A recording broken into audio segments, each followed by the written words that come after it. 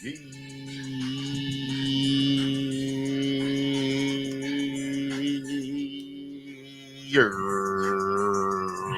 going down in a major way right now. We on fire.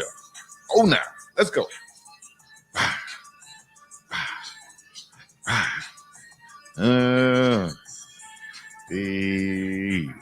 Let's go.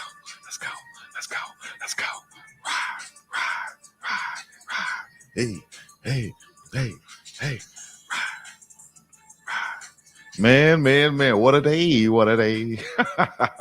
If y'all didn't know, now you know. Another huge day from Coach Prime in Colorado. Who? Coach Prime in Colorado. Another one. Coach Prime in Colorado. We got another one. And you can see Coach Prime say, I'm so thankful. I can't help but smile. Wow, God is so, so good. Coach Prime and Drelon Miller is probably the reason why he's smiling so hard, because this guy's a 5-star. Huge news in Texas high school football recruiting. Silsbee wide receiver Dre'Lon Miller has committed to the Colorado Buffaloes. Huge get for Coach Prime. Deion Sanders from the Lone Star State, where everything is bigger in Texas. You feel me? And this guy right here, he let me just let you watch the video. I just let you watch the video right here, all right? So y'all can understand what we're getting in Colorado. Big time player right here. In like a Debo Samuel mold. Get touched, I'll be on computer much said turn me on you. Yeah, he's a beast.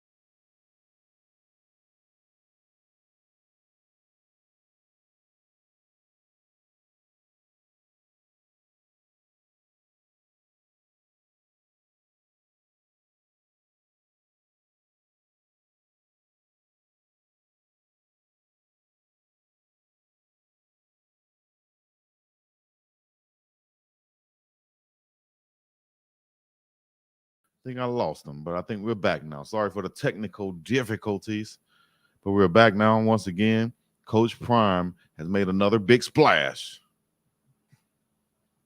in a way that only he can do it.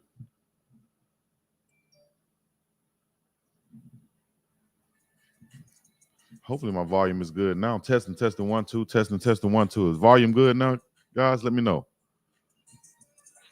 Now it is. Okay.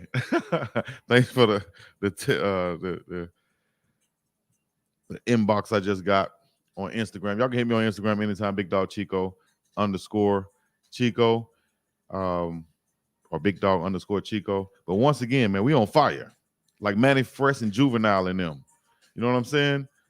To get this kid right here, Drelon Miller, to Colorado, Coach Prime said, I'm so thankful. I can't help but smile. Wow, God is so, so good. To get a guy like this, a 5-star out of Texas, Drelon Miller, in the mold of a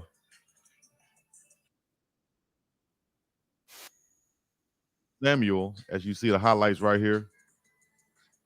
These are the type of plays he can make. Big body wide receiver, big body athlete, should I say. So get ready for him. On the other side, just imagine him with Travis Hunter, Jimmy Horn Jr. I think he's a number 1 type receiver, you know, with the number 1 on. I think he's a number 1 type receiver. Can play the slot, can play the outside. Big, fast, strong guy with a body that's ready for college football right now, in my opinion. He's ready to go right now, get on the field, make plays today, tomorrow, whatever you want to say, however you want to say it. All right. Make sure I share this with you guys. Here we go. All right, there we go. Dre'Lon right here. As you see him making moves like Debo, getting in there fast, strong, nice, twitchy guy, wide receiver type guy, athlete out of the Lone Star State of Texas, as you'll see right here. Huge news in Texas high school football recruiting. 5-star Silsbee wide receiver Drelon Miller has committed to the Colorado Buffaloes. Huge get for Coach Prime Deion Sanders from the Lone Star State. Oh, nah. Put it in the comments. Let me know what y'all think about this, man. There's another one for Coach Prime. What's his name? DJ Khaled say. Another one. It's a huge get. Let me read some of the comments. Let me see. Will today be a repeat of yesterday? It's already. You got a 5-star? Come on, man. I'll tell you what. Next week, we're going to go defense. We're going to go defense in a major way next week. All right, I said it. I'm sitting here telling you right now. We're going defense in a major way next week, okay? And don't slip on the offensive lineman that we brought in. Don't slip on that now. I'm talking about offensive linemen that can make plays, that have made plays, that former starters, should I say, not just any offensive lineman, former starters that Coach Prime and them has been focusing on to bring in. All of them have pro grades. All of them are rated to go to the NFL. So he's bringing in guys that's going to get drafted or go free agent or whatever, but they're going to have a chance to play on the next level, that's more recruiting for Coach Prime to say, you come in here, you can get developed in 1 or 2 years, and then you can get up out of here and go to the league. Not even mentioning the high school guys come in, play 3 years, you get developed and go to the league. If you got that talent, if you're that dog, if that's in you, then this is the school, this is the spot, this is the coaching staff for you, in my opinion. We on fire, dog. Monkey see, monkey do. Y'all know about that hot boys, man. Call these guys the hot boys. You feel me? Hot boys on fire. Lil Wayne, Turk, BG, Juvenile, Manny Fresh, baby. Coach Prime is baby. Coach Prime got to be Birdman, right? Look at it with the hoodie on. That got to be Birdman, dog. Coach Prime got to be Birdman. I should have made a graphic with Coach Prime and Birdman rubbing his hands. That's coming next. I want to make a graphic with Coach Prime and Birdman, or like Birdman, like this, rubbing his hands together. We ride with Coach Prime, dog. Hot boys in the building, huh? Loud pipe, spectre rims on it. That's my life. I'm loving it, though. This is big time news once again. Drelon Miller to Colorado. Let me see if I can pull up some more of his stats or some more of his highlights just to share with you guys and show you what's going down, man. You got a 5-star out of Texas. Right. Drelon. Right. Let me see, give you some of his stats and stuff real quick, like while this is on the screen. Drelon Miller. Coach Prime gets another one. Wide receiver, 6 feet, 190 out of Silsbee, Texas. He was rated a 4-star, of course, or about 247 Sports. This got dropped down probably since the commitment, because they had him going to LSU, I think, or either Miami or USC or Texas A&M, but he's going to Colorado, dog. He's going to Boulder, where it's colder. Huh? Bouncing around in Boulder. Let's go, baby. Coach Brett Bartoloni, he was recruited by. So good job, Coach Brett, doing this thing to get Drelon Miller, a violent runner with running back skills, open field galloper with adequate above average top end speed is what they're reading from 247 Sports. So I plug my computer back in. Oh, now to everybody in the chats and the comments, let me read from rivals.com now. Now I'll share this one with you guys. Yes, I appreciate you tuning in with me. the one and only BIWG from anybody tuning in internationally or nationally, wherever you're tuning in from, put it in the chats. Let me know so I can give a shout out to you and your city, though. You feel me? Loud pipes, big rims, homie. That's my 247 dropped CL3 last night. Yeah, that's what they do, man. We ain't worried about that, though. Coach Prime and them are looking at what the film says. Drelon Miller, wide receiver, 6'2". This one has 190 pounds, class of 2024 out of Silsbee, Texas. Verbal commit as of today to Colorado. Previously committed to Texas A&M this past summer. Future Cast had him 80% to Texas A&M. Nathaniel, you're wrong on this one, big dog. You can't factor in the Coach Prime factor. You feel me? It's hard to do that. I bet you they talking about it now. What them talking heads got to say about this one? Big dog, you gonna know what you talking about. Da-da-da-da. Yes, he is a 5-star wide receiver, dog. We ain't worried about what they done dropped him to because he went with Coach Prime. Of course they're gonna do that. They don't want Coach Prime to have the number one class in this thing. They don't want that. They're gonna keep dropping everybody he signed. They probably will drop down, but it's okay though, because it's gonna matter when they get up on the field. And next week when the defense come through, yeah. I just told you now, when the defense come through next week, that defensive line, them linebackers, and don't forget about the tight ends too. Got some tight ends coming through.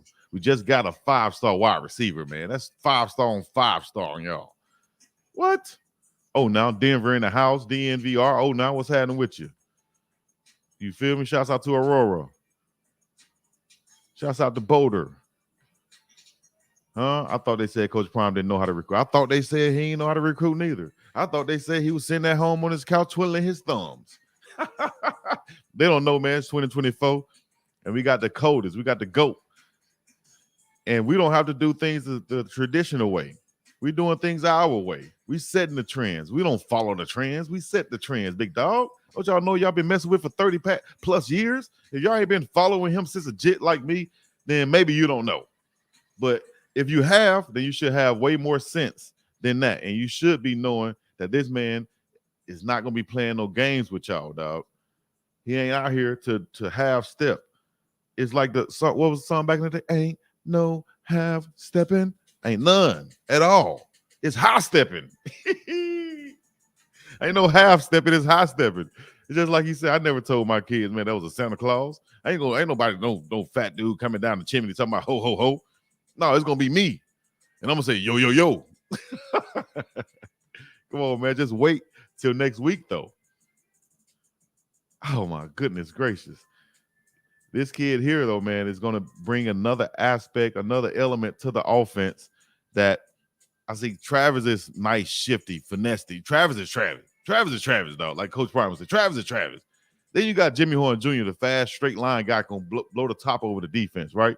Then you have this kid who has those running back skills, can line up in the backfield, can get those jet sweeps, take those screens that we like to throw, and he can take those and make something happen with them for real. Then he can blow the top off the defense, get over the top, run slant routes, be physical. Deebo Samuel is the mold, and this is what this guy's going to bring to the table. Silsbee wide receiver. Top 247 wide receiver commits to Deion Sanders, Colorado. It's Millertime plus Primetime. Let's go, baby. That equals winning time. That equals winning time. I like that. He already branded himself. Millertime, baby. It's Millertime, baby. Texas football. Y'all know how big Texas football is. Shout out to Dave Campbell. And everybody else doing their thing, man. 09. I'm going to make sure I clip the first half of this where the audio was messed up, but it's all good. Big LT 09. Y'all see what's happening, right? They see what's happening, right? I'm gonna let somebody else come over here and talk, man. Big LT, come let them know what's going on, man. Anybody else want to get on here and state your opinion, state your claim? Go ahead. I'm gonna put it in the chats right now, not right now, but right now. It's in the chats. Get up in here, state your claim. Don't come in here set tripping fool. Mark Henry helped Coach Prime get Miller. We represent dog football in Southeast Texas. Count on it. He will help the locker room on his straight up. I like that too. Bring in some leader type guys. And I told you, anybody that Coach Prime brings in, It's going to be somebody that has some type of relationship with them that can vouch for these kids and so on. While all those decommits, listen, dog. Like Coach Prime said, many occasions, and I'll reiterate, we ain't lost nothing that we can't live without, dog. We ain't lose anything that we can't make up and live without. Because what we did, well, what we're bringing in is far greater than what y'all can say we lost. Oh, now Jay, the year was won, I think. Man, show your face. Show your face, dog. We don't talk to no lights around here. Show your face. Holla at you. I'm gonna bring you up on this thing. What's happening with Oh, what's happening? I can see if I can hear you. You hear me? You hear me? Oh, damn. Big dog, what's up? You hear me? Damn, I don't even know. Yeah.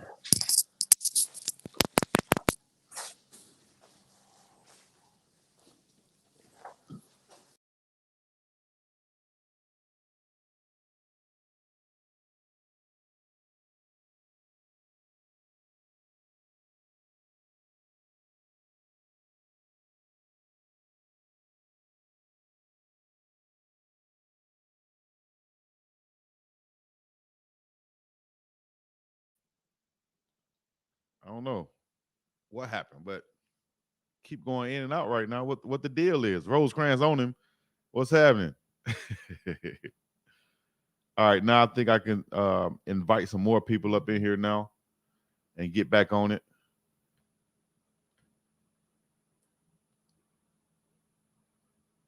All right, now you can hit that invite button. Come on, join the chat. Come on, join the chat. I think that PK let me know right now too. Let me see, I'm gonna share it with you guys. Come on, this thing. We live, man. We're gonna be live for a minute.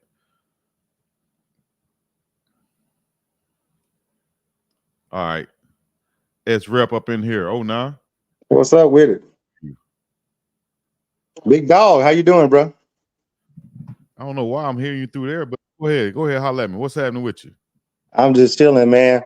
I grew up in Southeast Texas. I'm from Jasper, so we have a little rivalry going on with Silsbee. We know all about Silsbee, Texas. So those guys down there, they're gonna play football. They understand camaraderie. We understand teamwork and hard work, and we don't take no SH. You know what I'm saying? When we're playing football, that's a big deal down there. But you know this from Alabama, right? Yeah, I'm from Alabama, so I know about that. So yeah. So I lived in Montgomery after I graduated from Troy. So I know about Prattville and what's the dude name that played for Alabama? He had a younger brother that played at Troy too. Roman. Yeah. Area also. He has a little brother that played at Troy. That's when I was out there playing baseball. Let me see if I can get back on this. Make sure the audio is good. Can you hear me? But anyway, that guy right there, he has the size. He appears to have the attitude. From everything I've heard from my hometown, the people that I know, that he's gonna come in there and try to play some South Texas dog football. So you won't have to worry. I don't think you'll have to worry about him off the field. He appears to be a good kid or a good young man. So I think that's a good pickup for Coach Prime. And you know, like you said, we've been rocking with Coach Prime for a long time. We know him as Deion Sanders, and he's always been somebody that we looked up to.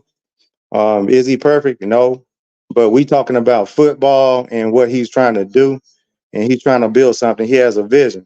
As long as they stick with his vision and share the limelight, share the bag, I think they're gonna do well. And everybody's gonna be watching anyway. You know what I mean?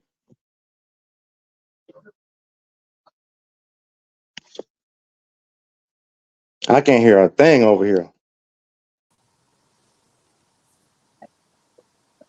Yeah, are you right? You girls? I don't think nobody's saying nothing. I hear you, A, or whatever your name is. I hear you. Can you hear Thomas. Yeah. Yeah, I think that I can't hear you in my ear, but I can hear you guys. Go You ahead, speak can? up. Go ahead, Lodge. You good? All of y'all good. Go ahead. Yeah. Right now, yeah, I like what's up, everybody. It's Thomas Hill. Peace to the panel. Honest to everybody in the room. Uh, of having this great Sunday together. But yeah, I love what Prime doing. And like I was on Coach Hayes last night, and I like how he bringing them in too because he bringing in chemistry. He not like totally bringing in foreign players, so he already speed affecting like fast tracking like a lot of chemistry that need to take place later on. And if you get Seaton in there in January, I was telling Hayes last night because they was talking about how the strength might be a problem with him because I see his technique. He got technique tremendous for his age, his size. If he get to the 35-pound, I know it's a couple guys in there probably 6,000-pound club, but I can see him getting at 35, maybe get 4,000-pound club and hold his weight. And I like how Prime is working with the team. And if he keep on going how he going, then he picked up this guy today, Drelon,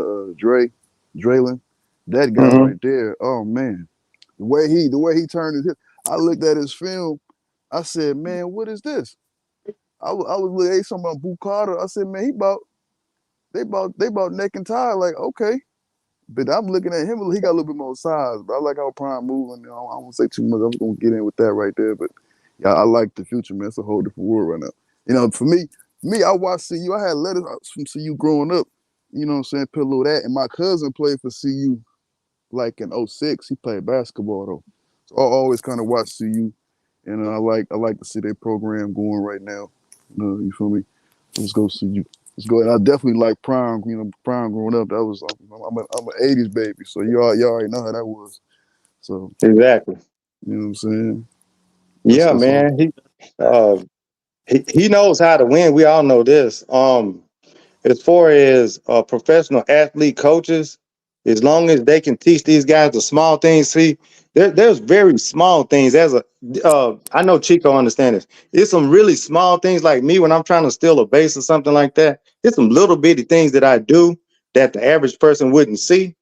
There's a lot of little things that Coach Prime Deion Sanders is going to see, and his other coaches will see that the average person doesn't know. Only thing that they really have to focus on is just playing some good clean football and just building on it. And you know something else, because people like to get on Colorado about this. Don't even tell nobody what you're gonna do. We don't expect our record to be nothing. But when you come to Colorado, you're gonna play some football. You're gonna be so on Sunday morning. Bet that. You're gonna know you play football. That's Yeah. how we play in Texas. And I wasn't even deep into football. I played football to get in shape to play baseball, but it's a certain mentality that you got to have. You know what I mean? My whole thing Indeed. is just hoping that they can build that camaraderie and how fast Absolutely. that the line can all get on one accord because they got some good core people. I say about Mhm. 2 or 3. Big Cheek, what you think? What I up, say about the Bulls here. You know what I mean? here, The baby? Bulls here. But listen, I say about 2 or 3 more big linemen, and we good on the linemen. Right. I say about 2 or 3 more. You I'm got that dude Unji from Houston. there. You I don't go. know if he's going to sign. Um, but yo, we got some dogs. And guess Right. what? That's all from Seaton. That's all from Seaton, man. Yeah. Yeah. That's the seat. That's the Seaton effect. You got the prime effect, and you got the Seaton effect. A You lot of heard? talent coming in on the offensive line right now. Expect a few more to come Yeah, in. Just like you just said, we want to have at least 2 deep on that line. Don't forget about Tyler Parker Exactly. there. Don't forget about Connor is already there, and a couple other guys that red shirted that people might not know about. They're there also. Look for Mhm. next week. Not to get too much forward, but look for next week. Going to be huge on the defensive. yeah, yeah. Watch what I That's tell Mhm. that's what we Right. need. That's what That's we what I'm need, saying. big chick. We need the defensive line. But listen, I was told we got a 6'3", 350-pound from Florida coming on the defensive line. Yeah, from Georgia, the Georgia boy.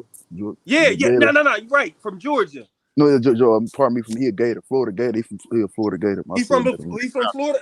Yeah, Yeah, he a we Gator. got him coming. About to sign on. there So you you go. know what I mean. We got some dogs coming. We just got to make sure everything is copacetic. You hear me? Yeah. Oh yeah, A lot of people they been saying, getting depth. I hate to put it out there. I'm trying to put it out there the best way I can because he is a good young kid. But a lot of people are talking about the kid Omari Ward from Jackson State. Oh, He hasn't officially like he hasn't been recruited technically by Colorado. He put that out himself saying that he's committed. From my word, I don't have any words saying that he is officially a part of that class, the offensive line class. So I've seen reports on him, and I've seen him included into some of the graphics. Even I shared one, and then Tyler Brown is trying to recruit him. yeah, He From American Jackson too. State. yeah, but I'm not sure if that's an official one from the coaching staff right there. Let me just say that. Yeah. But they do have the ones that they did bring in, the offensive line that they did bring in, all of them have played, started, not just played, but they started Yeah. where they've been, and they have pro grades based off of NFL scouts. All of those guys are projected NFL players.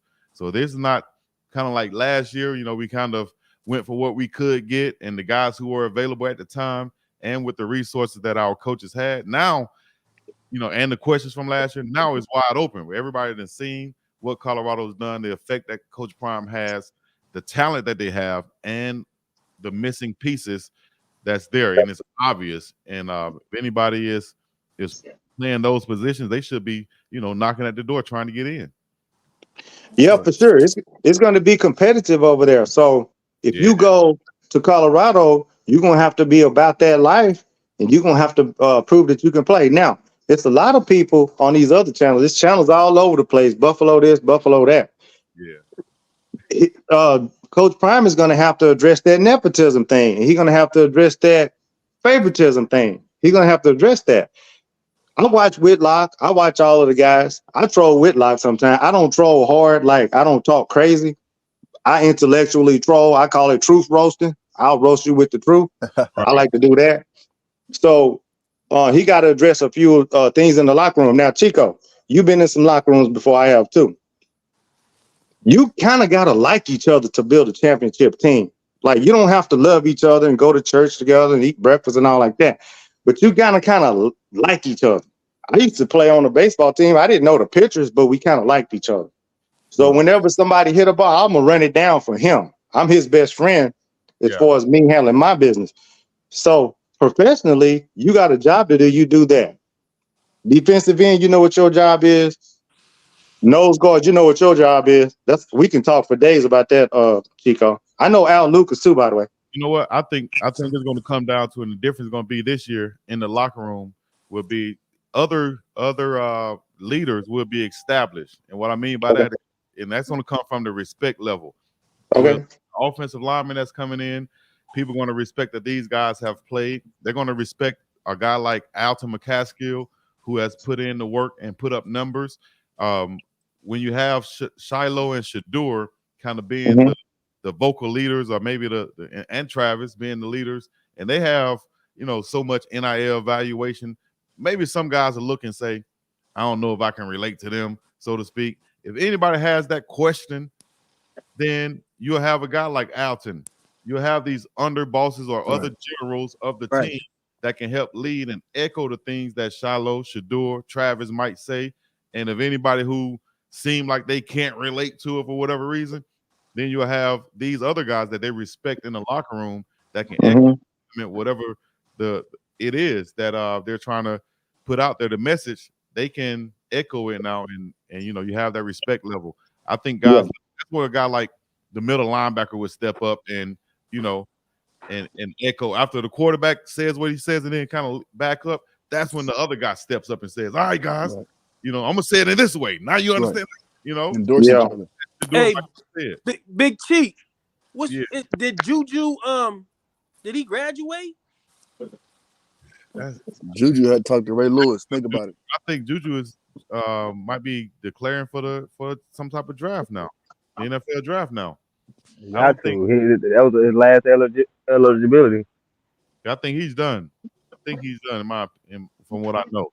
And then with all the problems last year, I don't know if or the alleged problems. I don't know if they will be looking to bring him back. I'm not sure.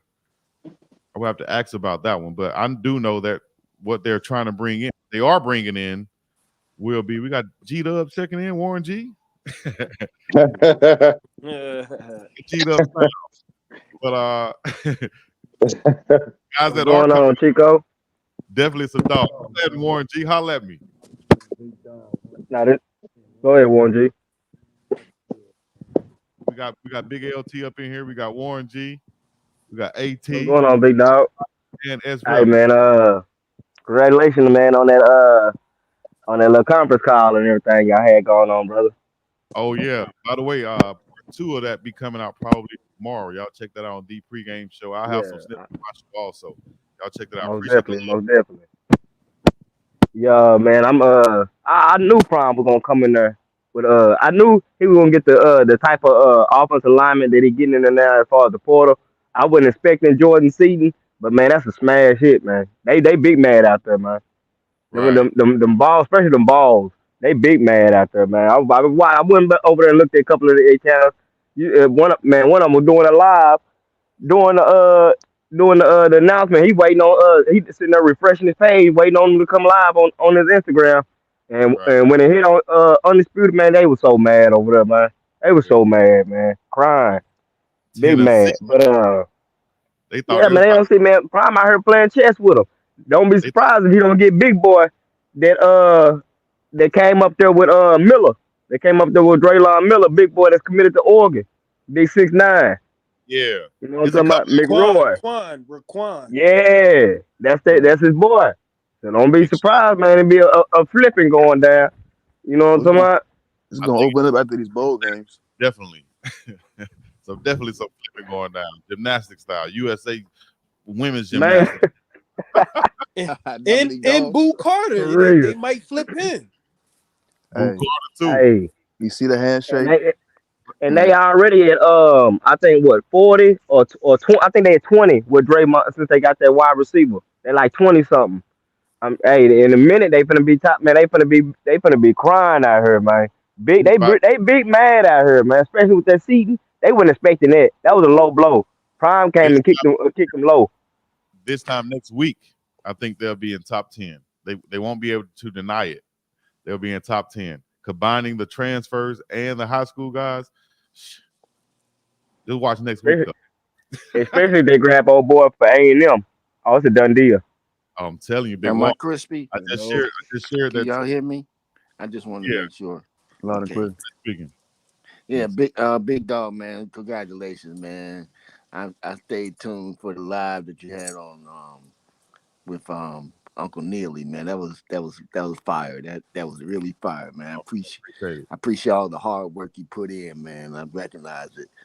On the other hand, I just want to respectfully say some of these content creators, you should wait and be patient before you just make a judgment about Prime and Coach Hayes, specifically Coach Hayes. That's Facts. my guy. Don't get me wrong. That's my guy. I watch him and I join his live sometime. Uh, I am kind of hard on him because he be hating so hard on Prime, and I know he's eating his crow today. Just Right. like when he left Jackson State, he had to eat his crow. So I'm pretty sure there'll be another apology segment, part 2, Uh, while in Boulder. He gonna yeah, have to eating a do whole that. lot of bird.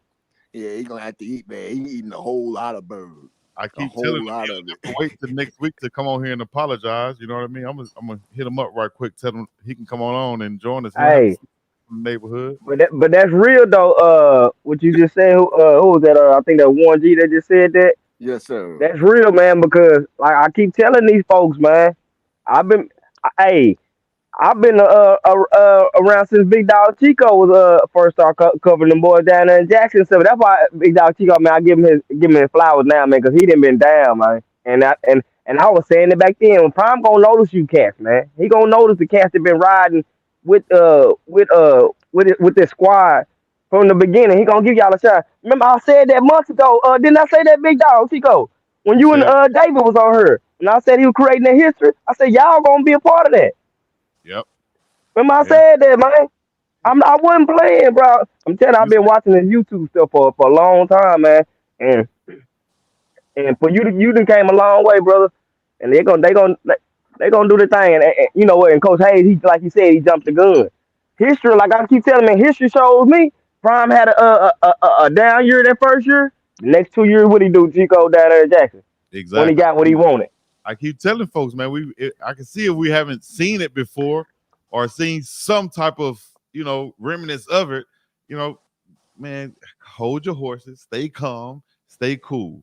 Even the people who are kind of anxious about, not playing last year or some playing time, and they probably saw someone else not get playing time, and they're like, we don't want that to happen to us.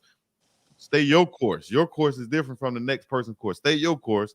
Believe in Prime like you did when you came, and do your job, and everything else will work out. You know what I mean? There's They're a gonna new see the sheriff field in next year. town. And I'm a bag up. There's a new sheriff in town. There's a new way of doing things. There's a new way of recruiting. There's a new way of relating to these kids, and I think eventually the Prime effect is going to be implemented throughout college football, university. If you ask me, it's just a matter of time before people just say, you know what, instead of fighting it, let me just join it and be a part of, what he's doing. Even if it's for a different school, Syracuse, watch. Yeah, Syracuse gonna hit pretty big too. They're gonna try it in their own way. Even San Diego State, you see Coach Sean Lewis doing some things that Coach Prime did in recruiting. They're gonna try things in their own way, and implement what Coach Prime has been doing. They're gonna try it in there. They can't duplicate it. Right. They can try it, and they can add some things to it and make their situation better, which is great for everybody. Right. Because if they get the blowing teams out next year, because next man up gonna get in there, and then they start dominating. Man, right along with blowing teams out, and then it's that, like the W's and the winning, but it's gonna be the numbers that Prime is gonna kill them with. The viewers, the views, and the likes and the seats, Right. the butts and the seats are trashing wherever the show go, everybody else go. You know what I mean? Like that, filling all the away stadiums and stuff like that, man. They're gonna.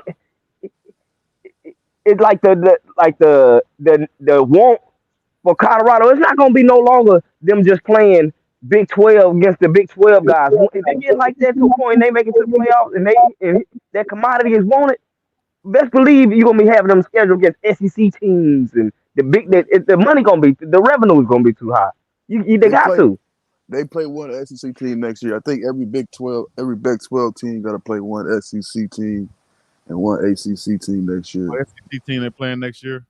They don't got it broken down yet, but they saying because that's why they only giving them that's why they only showing you 6 Big 12 games. They saying those five Big 12 games. Those other 5 gonna be, I think, one from SEC, one from ACC, one from Big 10. I don't know if they're gonna give us a Pac-12 beat up. I don't know, but they saying that about that.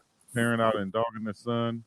CU fans wished AB well. I even saw a comedian say this. I'm not sure how true it is, but he said one of the recruits was on the trip, and then the mother got a text saying, "Hey, don't be down there drinking the Kool-Aid in Colorado." And he said he could take that 2 ways. One, you could say that, who like Kool-Aid? People that look like us. Right. What you really trying to say? I'm drinking the Kool-Aid, brother. We don't do the other kind of Kool-Aid. That's y'all. I'm drinking the Prime Effect Kool-Aid. And yeah, why not me? Man, it's good to me. It tastes real good to me. You can sell it if you want to. Put it in the bottle and sell it. Why right. It's that yellow pack with that purple pack. That grape Kool-Aid with that lemonade. It's good. I didn't realize I was muted. Everybody gonna watch Coach Prime because of his past. Everybody's gonna watch him. They're gonna pay attention. Deion Sanders don't even have to open his mouth. He can just walk. In fact, he could walk in a grocery store. People gonna start talking to him and watching him. They might start piling up in there. That's just who he is. So they don't even have to talk. They just have to make football the main thing. I think they're gonna be all right. If they get too deep on every position where you can give those guys some rest, and they manage their clock right, you're gonna have some leaders now. I think this young guy Seaton I think he's gonna turn out okay. He looks like it, or Mhm. unless he fooled me. I think that he's talking the right talk. Yeah. But I want Prime to do well in the Buffaloes, but he's gonna have to spread that wealth, and he's gonna have to spread that limelight with them guys, so that they can Yeah. all like each other and get down. You know, they And to gotta like each other to get down. Trust me. When you go to war, piggyback off your question, real quick to piggyback off your question, if you look at Jackson State wide receiver, you go check their stats when they was there, they spread that wealth, that ball around. I mean, Right. like 7 to 8 receivers was over 100. Right. When Shador see everybody like Travis Hunter, he ain't got no problem going. No, he don't mind. He don't Because mind when giving the Travis, ball to anybody right, that's working towards that, because he'll share that ball. If right, you open, you open, and if you give him time, that's it. It's a wrap. you just got to gain his trust. That's pretty You give much. time and you mess around and create a running game too, to where the offense is balanced. I don't think people understand how much that plays into a successful offense, and even the quarterback too. A now you team. talking. Now you Yeah. talking, Chico. Straight up. Defense get to sit down for a minute, gets real. That was the problem. Defense never got a chance to sit down. They got dominated possession throughout the season. So you got a fresh defense all the time and an overpowered offense. It's tough when the defense is good. Defense win football games though. You got to have a good defense to win a football game. And Defense win championships. They call it the game of inches for a reason. Sometimes a game will come down to one play, one pitch, and one missed free throw. Everybody know this. I think the Indeed. tight end just committed. I forget his name, out of Cincinnati. Oh yeah. Yeah, he 6'5", 250. committed. That's a big body there. Let me see. We can pull it up right here. I'm sure it'll pop up real quick. Like, let me see. Hey, Big Chico, I want to send a shout out to you in the chat and the panel and all like that. It's been fun. I'm just gonna listen. Y'all be cool. Okay, who is that? That's It's Ezra. wrong. Yeah, man. I enjoyed y'all. Salute to you. Appreciate you. I enjoyed y'all. Indeed, you as well. No doubt, no doubt. Come on through. Hit the link in the chat. You know what it is, Chico. I mess with you, man. I graduated from Troy, and I know about Prattville and all like that. Hey, man, I rock with you in Prime. Let's do it, baby. Shouts out to Troy State, Troy University. Hey, he said Troy State. I know you know way back. Old school. I said Troy State, baby. You know Al Lucas too, don't you? Al Lucas. Look him up. Look him up. Guys, I know that name. Okay, how about this? You know OCU Manura. OC. Yeah, I know OC. OC was, Okay. That let me know how old I am. Damn. OC. Exactly. DeMarcus. Let me know how old I am. DeMarcus Ware. Hold on. When I was leaving Troy, DeMarcus Ware was like coming in. He was like maybe a freshman or a sophomore. I was in the field house all the time as a baseball player, so I see these guys all the time. DeMarcus got big after he left. As a grown man, he got big. He used to be skinny and tall. I do know this. Shout out to and OC. Go ahead. Sean Stuckey. It's a few guys at Troy too. D Watts. Shout out to my dog D Watts. Played DB at Troy State. Represent. Hey, them boys play football in Alabama too now. You know that. Heck yeah, that's the heart. That's the bit. I call it the home football. But I know Texas will have a problem with that. Georgia and Florida will have a problem with me saying that. It's okay. It's okay. They dogs over there too. They dogs. Oh, for sure. Much love. We represent, man. I appreciate you, bro. Y'all be cool. I'm gonna get off and I'm gonna be listening though, so I'll go back to the chat. Already appreciate you. Hey, thanks for letting me talk, bro. Anytime, join on. Anytime, appreciate it. Peace. We got Warren G up in here. We got Big LT. We got Elijah, and we got AT up in here, man, checking in. The Bulls in here. You already know, man. Man, holla at me, man. Now? Let me see if I can find. Let me see if I can find this updated news. Until then, y'all go ahead and let me know off the rip from the guys that brought in. How would y'all kind of configure this offensive line? Would Seaton be starting at left tackle? Definitely. Would you have? Definitely. I'm starting him, man. That's the number one recruit. He gotta start. Him, man. He gotta start. Savion gotta hit the back seat. I'll move him to guard. This for right now till he get a little stronger. Look till he get 400 pounds, I don't cuz. know, man. They got He some 4,000 pounds. boys though, Yeah, man. I yeah. don't And then I'll know. I pick don't Johnson. I know. let him work with Johnson. I'm talking about for real. Like I'll put Ooh. Johnson on the Nah, left, and I nah, have he him with right though. Johnson. Put And him at guard and put him right next to Tyler Brown and make Tyler Brown the center. Man, I put him in between. Yeah, right between Johnson and Tyler. Let him work with them so they can help him down there because he's gonna need help picking up the game. You know what I'm saying? Because he gonna run in the NFL in there. You see what I'm saying? He ain't no more high school. He gonna run in the NFL ready. So he gonna need some help. I And if don't he could know, just be man. more, if he could just be more of a help shed blocker instead of more protection blocker, let him move into the protection and allow him to learn how to help protect and then learn to protect block and then let him take tackle over. And then you can move Johnson to the right and then you can move him and Washington on that right side, and that could just be power. And then he could be on the weak side, and they have weak side power because he could help backside because he gonna shed. So it's like, hey, that's crazy. And then you got TB just taking off all linebacker, all run lane open, run alley, oh that's open. So I'm looking at that whole. They're gonna do all kind of mess because they could come down, they could shed, they could Man, pull, they could reach, they could zone. Man, you're gonna see. Look, I see seeing hitting people after the catch. He gonna be running down there knocking safeties down. That's how he play. It's going. I don't know, man. That's gonna be hard, man. I can't. I don't know how you gonna choose, man. It's a lot of dogs now, man. I mean, big dogs. These are like, He'd be all right damn. there. That's how he play because he like to move upfield so much. So let him play guard a little bit. You see what I'm saying? Because tackle, you can't move up. You gotta stay in the pocket. You gotta hold the pocket. So he like to shed a little bit. He can hold the pocket though. But like he play a little guard, he just come up to the backer most of the time. You know what I'm saying? He could take on a lot of backers. Then take on some of those pulling, ends or whatever. And he might take down block or whatever. He might reach more, what I'm saying, pull up in the lane. But like mostly Yeah, right I now, agree. this play, I'll put him at guard and I'll put Johnson right on the left side to strengthen that left side more with him right there helping. Because then if Johnson overpowered, he could help Johnson take a blind side off. He could keep his eyes up. He don't be focused on hitting. He keep his eyes up and he be trying to see who he could help besides blow somebody over. And the way he play, I see him right there. And you can Yeah, put I you agree. I agree with that, man. I think he should play guard too to start off at guard too. yeah. Cause they like all that I what don't you just know, said. man. I mean, you got a couple more that's gonna be creeping through. You got a couple more old linemen coming through. I'm telling you, I don't think it's over yet. I don't really think it's over yet. I'm gonna wait. I'm gonna wait. Hold my peace, because there's a couple boys still coming. They seeing all this action that's going to Colorado. They like, wait a minute. Right. I want some of that shine. What's up? Now you right. The bowl game after the bowl game, we're gonna see more talent getting that Yeah, portal. yeah, that part. Yeah, You that know, part. Exactly. and then January 6th, oh my, who I'm gonna knows hold my peace on what's the whole gonna line. happen? January, you don't know what's gonna happen. You know what I mean? But the O line looking good for that. We just talking right now, so, hypothetically, we speculating. Hey, but on the Yeah. cool, it got to be something good for us to be talking like this about the O line in the first place. Oh, it's a good problem to have. That's for sure.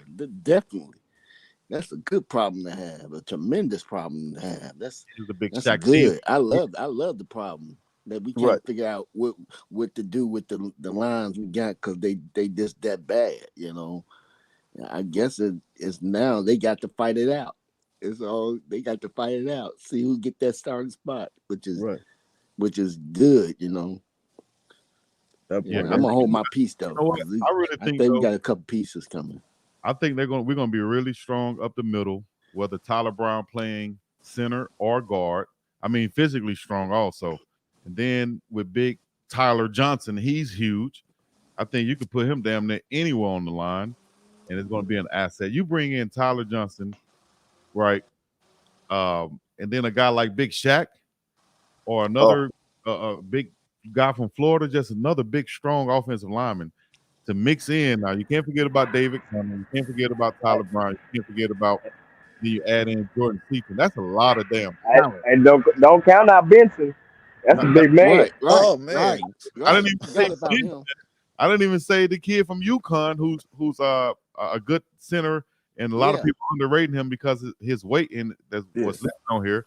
I think he could be up to about 285 by the time the season start at least. But I think he's one of those faster centers, quicker guys who can get up to that second level. It's going to be a lot of competition overall there because all of those guys have started before, and nobody's coming in looking, I'm a backup type deal. You know what I'm saying? No, not at all. Yeah, he pulled in 2 All-Americans. Man, he pulling in All-Americans. He ain't pulling in those 6 A lot of people laughing at or saying UTEP, man, let me tell you, University of Texas, El Paso is nothing to play around with. I happened to play against them down there one year when they had the linebacker that ended up playing for the Raiders, Thomas Howard. I'll never forget his name because his head was this big. And in that game, I had to play. I was at H-back, but it was like one of those times where our fullback got hurt, and I'm a slot receiver, tight end, and I could play H-back. And coach like, Chico, can you lead block this week? Yeah, I can lead block. I'm a team player. You know what I'm saying? But I'm like, damn. You gonna really call those plays, dog? So we get in the game, and I'm lead blocking the first couple plays. Bam, bam, I'm hitting them, and I already did my scouting report. I know who he is, number 40. And by the third time the coach called a lead block again, he knew it was coming, and he was in the hole before I was in the hole. Smash him, bam! I said, ooh, hoo, hoo.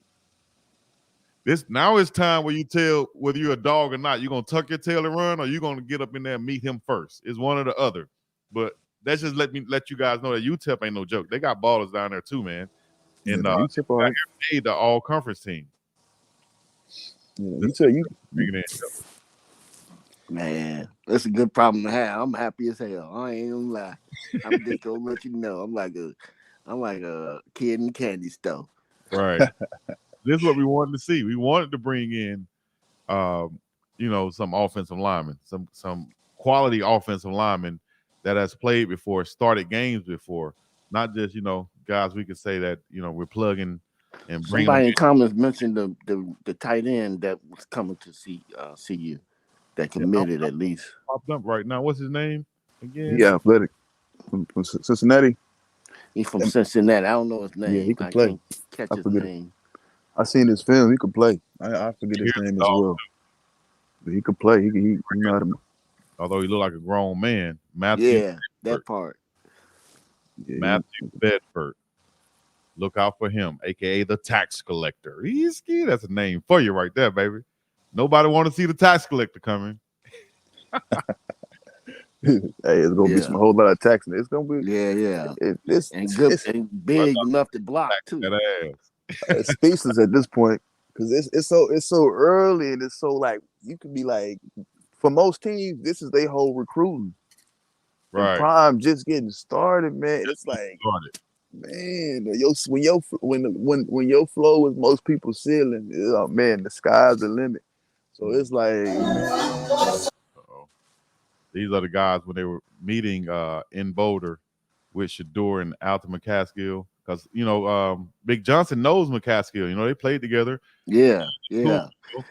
So I can't wait to see Caskill, man. I'm looking forward to him. And, look at his mom and them over there dancing. They said, hey, we come in here for Alto just as much also because they want to see Alto run. They want to establish that run game that will in turn, like I said earlier, help Shador Sanders. That'll help protect him also, not just bringing in pass blocking, but also not having the defensive line just know that we're just passing. Know that these guys can run too, and that slows down that pass rush. That part. That's where he went when he said he was going to train in Houston. He said, where are you going to go after this offseason? So I'm going to go train in Houston. He can come out of there with two Houston linemen. Well, I'm a Caskill fan too, so I'm a big fan of his, man. Caskill. Yeah. He about to look like AP next year. Watch. Now come on now. Who he run like already? And how Deion want to run the ball. Deion said he want to run the ball up to A and B's. That's AP all day. That's McCaskill all day. He moving it. He's telling you how look at what he's doing, yo. Hey, he brought in Lou. That's too much, man. Come on. What you think he about to do next year, man? Remember AP? Well, I remember Lou came from OU. What we about to do? Exactly. Big coach. And him working with Seaton, is huge. Just imagine now if you go on a job or anywhere you go to, and your boss or your coach or whatever is a guy who really did it and did it on a high level. Same thing when people come and play for Coach Prime at the cornerback position. You can come play for Colorado now in the offensive line position. Now you got a big Coach Load Hope there who's, a reputable at his position. You know what I mean? And Sap on the other side. So look, you got Sap teaching them. Sap said, I'm gonna go in there and teach them the 5 steps. Oh my God. Yes, you sir. go out in, straight down in. Oh, you learn. Come on, man. Oh man. Passion gonna be there, dog. That Hey. passion, that fun, loving type football atmosphere. You know how it is in the locker room and on the football field. It's not just always, serious. It's that once you got it, once you in shape, once you playing ball, now it's a whole bunch of shit talking. Excuse me. It's a whole bunch of, swagging going on. It's a whole bunch of, me versus them, us versus them. Defense, is coming together, going against the offense. That's the type of competition that we need to see, though. Not just, it seemed like last year, honestly, was more of like a teaching role, like an understanding role. Like we got to get these fundamentals right. Like, damn, we don't have enough of what we want to make what we want, We gotta forge that fire, man. You can't be out there playing with air. Hey, do you hear? You gotta hear that smack. Oh, whoa, what was that? You know what I'm saying? You gotta be, running around. You know what I'm saying? Type nah, stuff. ain't none of that blowing around. You got Luke. Come on, you got 2 NFL linemen that just dogs. Come on, Sap was nasty. Low was nasty. Come on, man. These dudes was nasty. They gonna be mean. Man, them dudes was mean, dog. Back in their heyday, they was mean, bro. Straight they wasn't up just mean. linemen. They'd break your leg down there real quick, messing around. Zoop! Oh, where'd he go? Off the screen.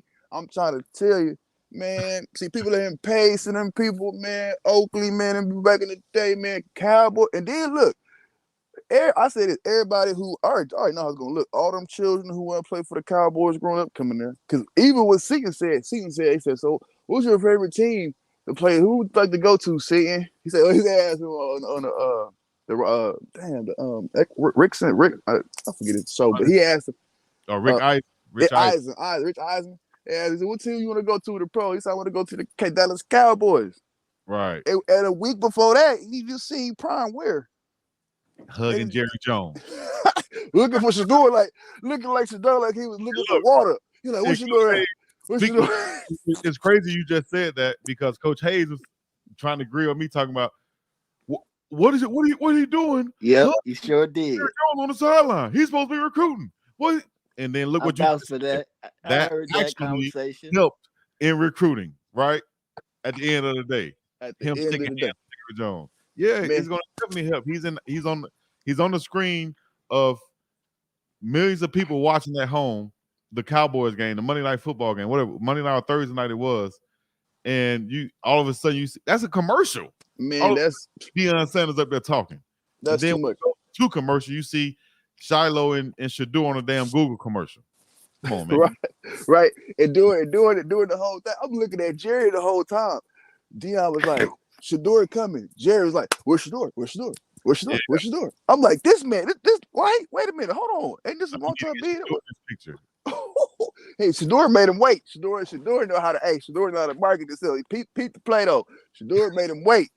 Then Deion got a little mad. Deion like, cause it's like, man, your daddy mad at you. It's like, why he mad at me? Then Shador like, he looked. I was like, oh, cause I see the play. I'm like, oh, cause he made him wait. You know what I'm saying? Nah, you ain't got me like that. You know what I'm saying? So that's what Shador said. Like, and then Jerry was like, oh man, this ball playing going on. He was getting excited. I'm like, oh yeah. You know what's up, Jerry? You up in there looking around like, man, I'm gonna be up in here somewhere next year in some capacity. I'm gonna be here some way, somehow. I can already tell just how he was looking around, But everybody else who just checked in, man, we got another one. You know what I mean? I was playing the Hot Boys We On Fire song because we got the 4-star wide receiver or 5-star wide receiver. This ain't 4-star. I need to change this. I put that on there. I'm going to change that right now. The Lord clot. 4-star wide receiver. Nah, he was 5-star, coach. Yeah, do anybody have an idea when the schedule coming out? 5-star. Whenever the schedule coming out, you can guarantee. Ooh, everybody gonna be trying to go to Big 12. Yeah, Big 12 about to be big house, man. They already saying it. Yeah, because it's about to be major TV, major exposure. Right. They were saying it from Home games, Big 12 opponents for next year, right? Let me make sure. Here's your first look at our Big 12 opponents. It doesn't say exactly, but 2024, yeah. 2024 Big 12 opponents. Home, you got Baylor, Cincinnati, Kansas State, and I'm going to start doing some breakdowns on all these schools also. Baylor, Cincinnati, Kansas State, Oklahoma State, and Utah all coming to Folsom Field. Then you have away games, Arizona, Central Florida, Kansas, and Texas Tech. That's where they'll be going. So I think that's a good schedule right now and good for recruiting also. Yes, it is. Like a run-through schedule right there. They better go undefeated on that schedule. Right.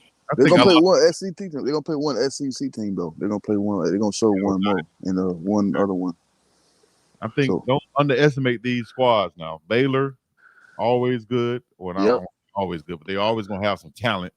You know, I remember when I played down at Baylor, we played against them at Baylor. Shout out to them right before they got RG3, right? Or after that. Yeah, I think he's younger than me. Then Cincinnati, played at Cincinnati in the snow. Always good team. I didn't play at Kansas State. Oklahoma State, good quality team. Utah, good. Arizona, of course. Central Florida, always have talent down there. And that's good for recruiting. Coach Prime also going down to Florida, Orlando. Yeah, but listen, if we get a loss to any one of them teams, bro, it'll be hard. I'm looking at it'll hurt, bro. It'll be hard to get in the playoffs, bro. So we better go undefeated for that schedule, bro. Right. I see what you're saying. You're right, though. That ain't no cakewalk, you know, but if we can beat that, you know, and run that schedule right there, you run the table on that. Shout out to Run the Table TV Sports. You run the table on that, yeah, we should be in the playoffs, no doubt. And with Coach Prime as the coach, they'll get us in the playoffs. They're not going to miss out on that. Right. That's too much marketing. Too much marketing. They like, that's 10 million views we looking at. 20, it's going to be 20 million by next year. The whole South about to watch it now. Pac-12 gone. Like, that's all over here. People over here, who is Deion? Well, I'm like, you don't know Deion Sanders? Oh, come on. These 20-year-olds. Man, I ain't even want to talk like that. But in the South, yeah, everybody about to be. Yeah, they're gonna have to do reschedule. They're gonna have to do a better job at scheduling the games because I'm in Atlanta, bro, and I stayed up for them games, but it wasn't easy, bro. Right, it wasn't easy, bro. Right. And see, that's the thing. Imagine how many people didn't stay up and watch it and do that. Now, because it was like we were trying to go to sleep and then set an alarm clock and wake up to get man. Right. It was man. And tough. So there is just a natural percentage of people who said, man, I'm not going to stay up. I'll watch it later or something. So that's going to be eliminated this year. So those numbers that they had this year probably going to be, you know, double somehow this year because of the correct time slots that they'll be in. That's crazy. That's crazy. Yeah, them numbers going to double, triple. Prime know what he doing, man. Prime know what he doing. He's been trying to get to the Big 12. Remember, he was trying to get to the Big 12 when he was at Jackson State. Jackson State, he was trying to get to another conference. Coach Brown was trying to make real changes, dog. He said, man, can we play in 2 bowl games? You know, the Black College Bowl, and can we play another bowl game? You know, we deserve it, don't we? Everybody watching us. We forget that Prime was once, you know what I'm saying, up there as an analyst himself. You know what I mean? So he know where the money's at. He know where the money at. Those relationships are the reason why he can have a guy like Jordan Seats and go to a Rich Eisen show. Who's his homeboy? Rich Eisen. Yes, so sir. Say, yes, sir. I'm gonna send Jordan straight marketing, baby. Exactly. I'm gonna send the #1 there, and then matter of fact, he gonna go across the street in the other studio to Undisputed first. Then he gonna come to the Rich Eisen show, and all of these guys, all of this is relationships. Who's on the Undisputed show? Michael Irvin. That's his dog, ain't it? Keisha and his dog. Skip love him. Deion is a marketing genius, man. Was Skip about to cry when Jordan Seaton was up there? Did y'all kind of sense that? Like, got a little emotional. If word out there that Skip dropped the bag on CU. He probably did. Oh, he dropped the bag to get it. Yo, he probably did. He probably was like, Yeah. hey, don't send him over there to Shannon Sharp and Stephen A. Send him to us. We'll pay you for it. Nah, I'm talking about drop the bag on the donation in that 50, whatever it is to get them for them. That's huge. Yeah, to get them boys over there to get what Prime want. Oh, Right. he I bet. love Prime, Hey, man. I bet Jerry did too. I bet Jerry dropped a couple bees in there. Hey, Yeah, you Prime, make see sure you who get the Jerry job done. introduced Prime to? What he say? What's Jerry's son name? Uh, The his other, boy Jerry's son. the other Jones. Yeah. And who they introduced me to? He like, let you meet some, my friend right here. That was Bank of America president. And that goes to tell you that it should be no reason why Deion Sanders, without coming out of his own pocket now, Deion Sanders should be short of any type of funds. Oh no, man! All those people, man, all those sponsors, man, they know that Deion is a money machine. right? They know they can Why get paid to a point to where he can win. And if they're telling you that, and not even Deion, other coaches come out there telling you that players cost, starters cost, and they're not on sale like Coach Prime say, why wouldn't you be calling him? How much you need, Prime? How much can I donate? You know, how much? What is it? 5430 foundation? Okay, I'll put some in that right there. You know what I mean? Because I want you to win. We want to come back next year. I want my Snoop show. Dogg, Dr. J, Jay-Z, MC Hammer. Hey, how do they allocate them ticket sales? I mean, the money they get off those ticket sales for those games, though, because it's like, bro, shouldn't they have a bag already? Well, I hope it's not like Oh yeah, they got a bag. I hope it's They not just like get it was more. alleged that HBCUs tried to take it and put it in the general fund, which kind of would if you bringing in money, you taking it and putting it in the general fund, not leaving it for all me, I'm gonna feel a certain way. So if that's what CU is doing, is taking it and putting it back into the program, then that's really helping out, and that's probably the way it should go. Put it back into the program where it came from, and where it came from was the football program, thanks to Coach Prime. Well, I don't think Coach Prime have a problem with you developing other programs. As long as they get what they need. If As there's long something as they left get over, if there's the something left football over, program then get the okay. bigger half. And that's what I'm saying. That was the problem, right? That's what they were reporting last year, that wasn't the case. But I digress. Don't be surprised if they I don't get a get that. baseball team in a few years. Don't be surprised if they And I think bring that back helps their with recruiting baseball also. team. That helps with recruiting. Bringing in baseball team, bringing in dual sport athletes, guys who play baseball and football, you know? So don't be surprised. Oh, definitely won't be surprised, man. Definitely won't be surprised. We got Jay up in here, Warren G up in here, Big LT up in this thing, AT up in here, Elijah in here, the Bull checking in. You already know. Holla at one time. Let them Man, know. I got an early Christmas. I ain't gonna even lie, man. I got an early Christmas. Go ahead. So- Ask any question you got, and let me know who you guys are most excited about also this year in this signing class. Honestly, well, my question is right now, because like I say, understanding how the playoffs and everything, and looking at the schedule, and just really looking at the thinking, like, bro, what is it gonna really take? Because those guys still got the mesh. So I just want to know, I look at like they're gonna go undefeated, just because I'm a fan. But who I think I'm excited off of, what commit. Honestly, it got to be that. It got to be Jordan Seaton, because he's a young guy with just the utmost potential. Right. Out of, I mean, he got the highest ceiling out of all of them. And then that's actually, to me, now you actually showing like Coach Prime, like, now, bro. I mean, you to that point now. You got the ability to build this program the right way. So yeah, you're gonna have to make a statement with that, with your record. Simple as that to me. Most definitely. Shouts out to the pregameshow.com. And this is the Prime Effect, brought in $113 million to Boulder. What? This is prime economics right here. This is definitely prime economics. Now I have my cousin come on to talk more about this also, but this is CU home games from Trevor Edwards on the pregameshow.com. CU home games in the first season of the Prime era had a tremendous impact on the Boulder economy. Deion Sanders and the Buffs have a lot to show. Next season is sure to see some more major numbers as the team finished out this year with a record of 4-8. Some milestones certainly had heads rolling.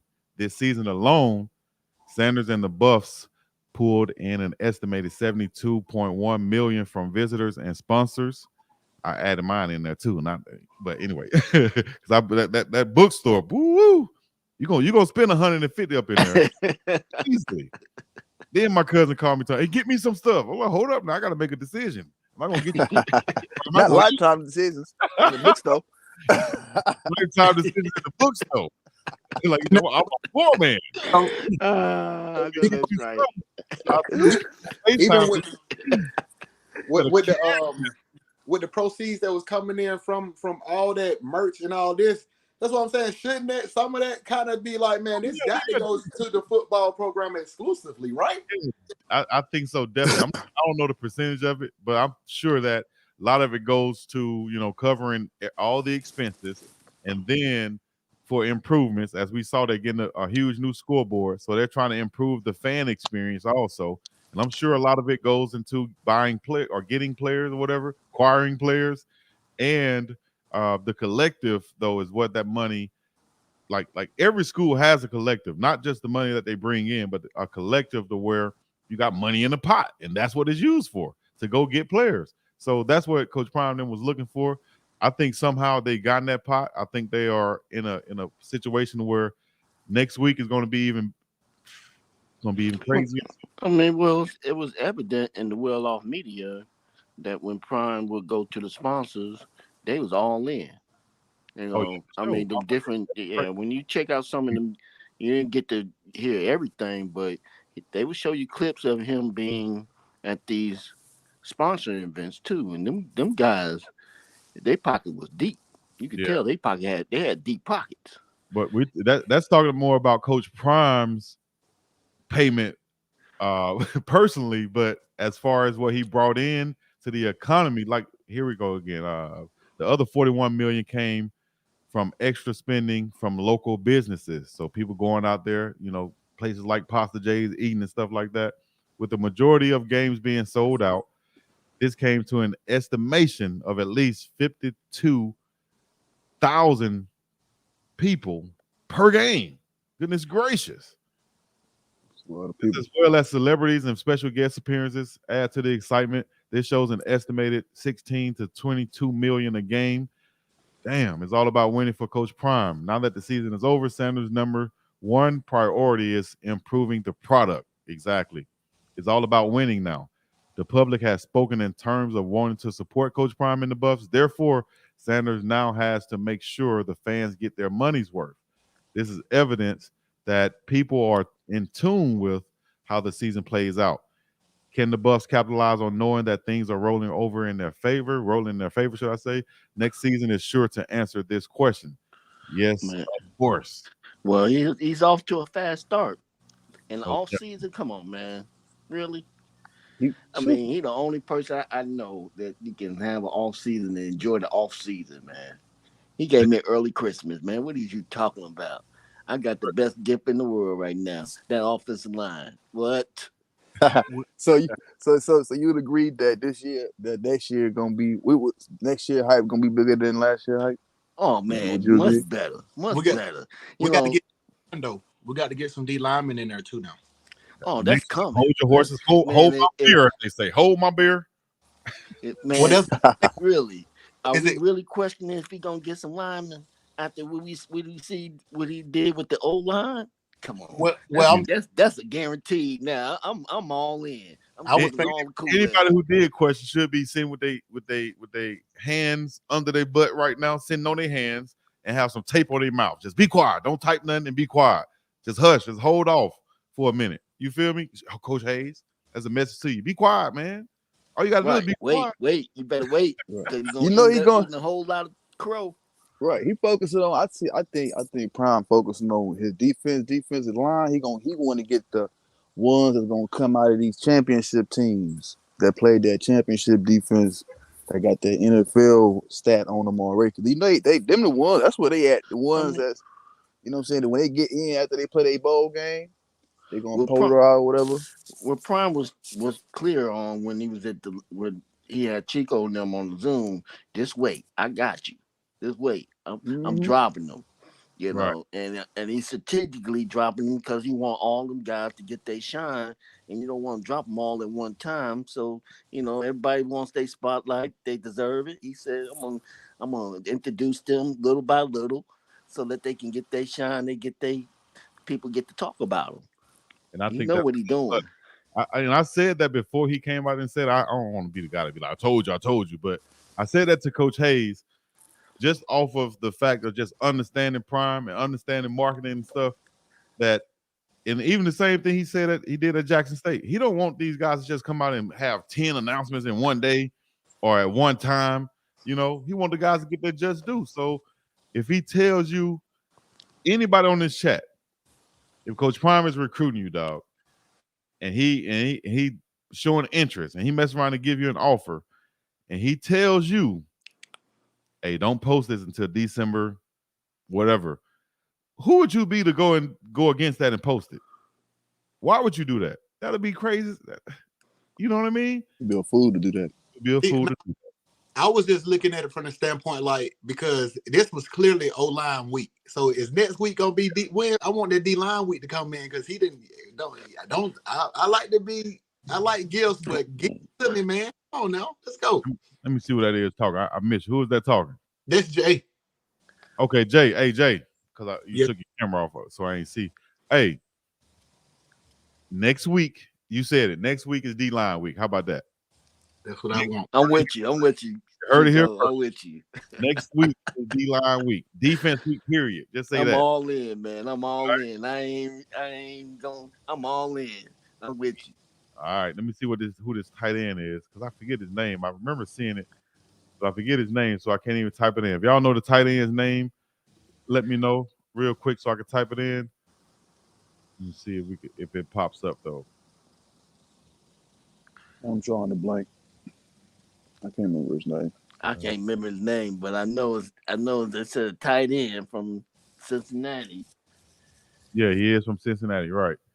To me, Man, he's like 264 pounds, 6'5", I think. I wonder why it's not popping up right here. He's 6'5", 250. That's a tight end for you. Right. That Offset about to be looking real nice. Looking like a whole power pack back there. Straight up. Okay, I could check here without showing it, right? I like Jaleel Skinner also. He's from Miami. I saw him out at the Polynesian Bowl. He's a slimmer wide receiver type tight end, though. I'm not sure if Coach Prime them was really after him or did they offer him at all or not. But just a guy that I know of that I think could be an asset if they are looking at him. Here's a quote from Coach Prime saying, it was just going to be a good game. They done messed around and made it personal. Oh. Hey, keep the receipts now. Hey. Keep the receipts. My dog, Coach Prime, that was funny when he said that. Hey, dog, it was just going to be a good game. And they done messed around and made it personal. You hear somebody say that, you're like, oh, damn. He talking about mama now. Come on, man. Yeah, you're like, oh, damn, he's serious. Talking about my mama. Back up now. Hey, and he didn't put the brand, and he didn't brand it on some glasses. Every time you see them glasses, remember it's personal. the glasses. And all the players getting the glasses and the shades and the jewelry and stuff. I mean, for real, you know what I'm saying? Who in the world? I would never thought that you can make money off of just glasses. A man putting on some glasses. Look at this, man. Come on, man. He wore that out. Man, he made that ridicule of him, dude, saying he shouldn't have on his glasses, shades, and made money off of it. Ain't that some? That's smart. That's really smart, man. In his pocket. Hey, And then he had the nerve to come out not too long ago and was bumping his guns. But look at his recruiting class compared to Prime recruiting class. Right. There's no comparison. I don't see any news of the tight end coming out right now. This is all the news I see. I could be wrong, but I thought it was. I think it was on. I heard it on Dave talk show that I saw it, and I think I saw it in your chat too. Hmm. It was in your chat as well. I know he was. Somebody mentioned his name. It went so fast though. I couldn't catch the name. Okay, it might be in the chat. Let me see. I'm not even Who looking. thought I saw it in the chat? Chico, look at the chat, Chico. Hold on, I got you. It did rain that he picked up. David Cone, 6'4", D-line, high school graduate, committed to Oklahoma. We need him. Look in the chat sheet. Let me see. Hold on. You might have to go back up a little bit. That's the name, Maytayer. There you go. Sorry, guys. I'm just looking in the chat. My bad. I was typing on Twitter trying to find it. But Maytayer is his name. Type that in. So, hey, what y'all think those linemen coming in from Houston and McCaskill, how y'all think that's going to be interesting, how they going to use him and Dillon together? Yes. Watch. Him and but who y'all think going to be the starter, though? What was it? Because he clearly did some recruiting now. So who get to be the starter? I think Caskill gonna end up getting beat. I'm a fan of Caskill, man. I like the way he runs. I'm a fan of Dillon too. Don't get me wrong, but I think Dillon got a little bit more time at that level versus Caskill, and I think because he's set out, I think they're gonna try to get him to shine, let him shine a little bit. Here's the big tight end right here. He's the big fella. This kid. Look at that, man. I like him. Just give him the ball in some space. He's driving two of them back. What? Is that Simpson right here? This is the future tight end. Looks like number 18, Shimon Maytayer. And hey, do y'all think Kamani put in the work this summer to be a day one starter? Yeah, I think by him starting in January, it'll help him a lot. Yeah, I think Kamani's gonna be good this year. Yeah. Some people. And here's Maytayer. Thank you, Cincinnati, for everything. No commitment yet. I see a week coming. Scope buffs. The following includes sensitive. Okay, there we go. Big fella. Yeah, that part. Yeah, that part. Yeah. See, we got him in front of him coming now. He might be coming. Let me see. This 20 hours ago. Nobody really picked up on it, did they? I guess because he didn't actually commit yet, but he said we coming. Man, all 11 of them players. When Prime send you an offer, it's like getting drafted, man. He's not about to just send an invite and get rejected. I think he protects that. I think he protects that a lot. To right. where he don't want to have kids out here talking about I got offered, and then they end up going to another school. Nah, dog. You come over here. I need you to damn near tell me that you coming before I even offer you, and then now you offer. Right. That's why I was moving. Prime ain't that shooting offers to get rejected. Right. That's a bad look. Yeah, stuff up to get rejected, dog. I'm saying my stuff up. Hey, dog, listen, what you gonna do? Right. You know right. You gotta make sure you're gonna be ready. You gonna be ready before I come. Before I come, you gotta tell me you're gonna be ready. Like, that's Prime. Dog, listen, dog. I got a couple of them that want to come in here now. I want you. You feel me? Now, how would it feel when coach tell you, listen, dog, I want you, and in the back of your head is other guys that's pulling at his leg pants wanting to come. There's other tight ends other than you out there. There's other players, other than you that's out there, man. So, but interesting, right? If Coach Prime offer you, then somebody else come back behind you with the bag, though. Hey, you gotta see what's your why. Is your why to get a quick bag right now, or is your why to make it to the next level? For one, for two, create these relationships that's going to last forever. You see the relationship that Coach Prime has, dog. There's nobody else out there in college football that has this type of fast relationship, from media to players to coaches to scouts and to the league. Direct tap to it. Now, secondly, I don't know who door that is, my bad. But secondly, if you're talking about, okay, if your motivation is a bag, secretly your motivation is getting money, right? Then why not go to Colorado where all this exposure is? You got guys on documentary, you got well-off media, you got training you can get, You got Coach Prime right there. All he got to do is do a damn interview with you. All he got to do is say your name, share you a couple times. You feel me? Yeah, but I'm still looking at it like, bro, you got to be honest. Like at other programs, you still got an avenue to go to the next level, and they gonna still. You might not get the downfall is now you probably won't get all that coverage, but the money may be better, and you still got a fair opportunity to get to that next level, though, bro. Look at what got the best. A&M. Texas A&M said they promised me money I haven't even seen yet out of the 2 years I've been here. Now that could be on him not handling his business. Correct. You know what I'm saying? Or it could be revenge tour is going down. It just committed. Yes, indeed. Shamon Maytel. Y'all see it right here. Breaking it right here first. The big fella. He's scared. Let's go, baby. That's Root right there. That's Root until you're a freshman. That's the freshman. Put it up for you right now. Hold on. Let me get That's all look, that's D-line, ain't it? Oh, that's tight end. That's a tight end. Tight end? Okay. Big tight, Yeah. man. News right here. Shamon Mayter. They don't even have it on. I wish I could write an article real quick, put it out there. But the tight end, Cincinnati Bearcats. Let's see if I pull it up so y'all can see it too. Y'all can see what I'm looking at the same time. 6'5", birthplace out of Miami, Florida. 6'5", 248 pounds, sophomore. Played 2022 where he had 1 catch, 2023, 23 catches, 258 yards, 5 touchdowns last year. I can tell you this. You can't really judge off of stats, especially when you're talking about a receiver or a tight end.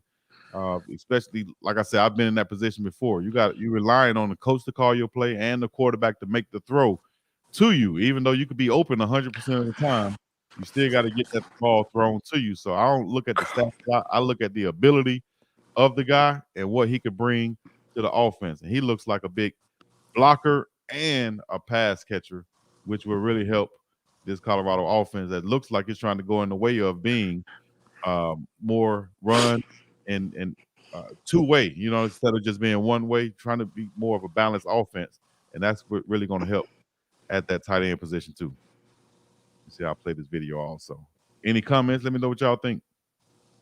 I think it's great. I mean, I think the fact that he's a Florida native gives me that assurance that he'll be signing, Mm-hmm. He's a big body. We needed that. And he got 3 years left. He got this junior, senior, 5 year. Got year to grow. So we'll see. Like I said, season gonna lead the team. He's gonna be a leader off top because he's big time. I agree too, man. I think he's gonna be that. That's that aggressiveness they need at tight end too. They done had that, man. They ain't got no dog at tight end. They need a dog. I'm ready to see the system they gonna use with these guys, man. I'm ready to see that offense because I want to see them get that tight end involved, and I want to see that tight end making some blocks and run blocking too. So I want that offense. I'm gonna be honest. I would hope that Barcelona will have a chance, only because of what I've seen him do at Jackson. How he utilized that team. He utilized the running game and all of that, but I know he's still a little still learning. He's not he don't have the credentials, but he proved to me that he can coach.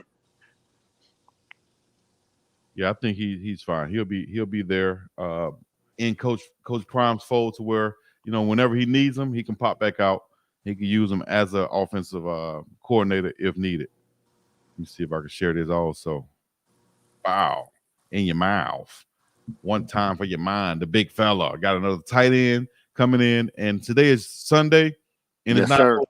It ain't over. It is not over.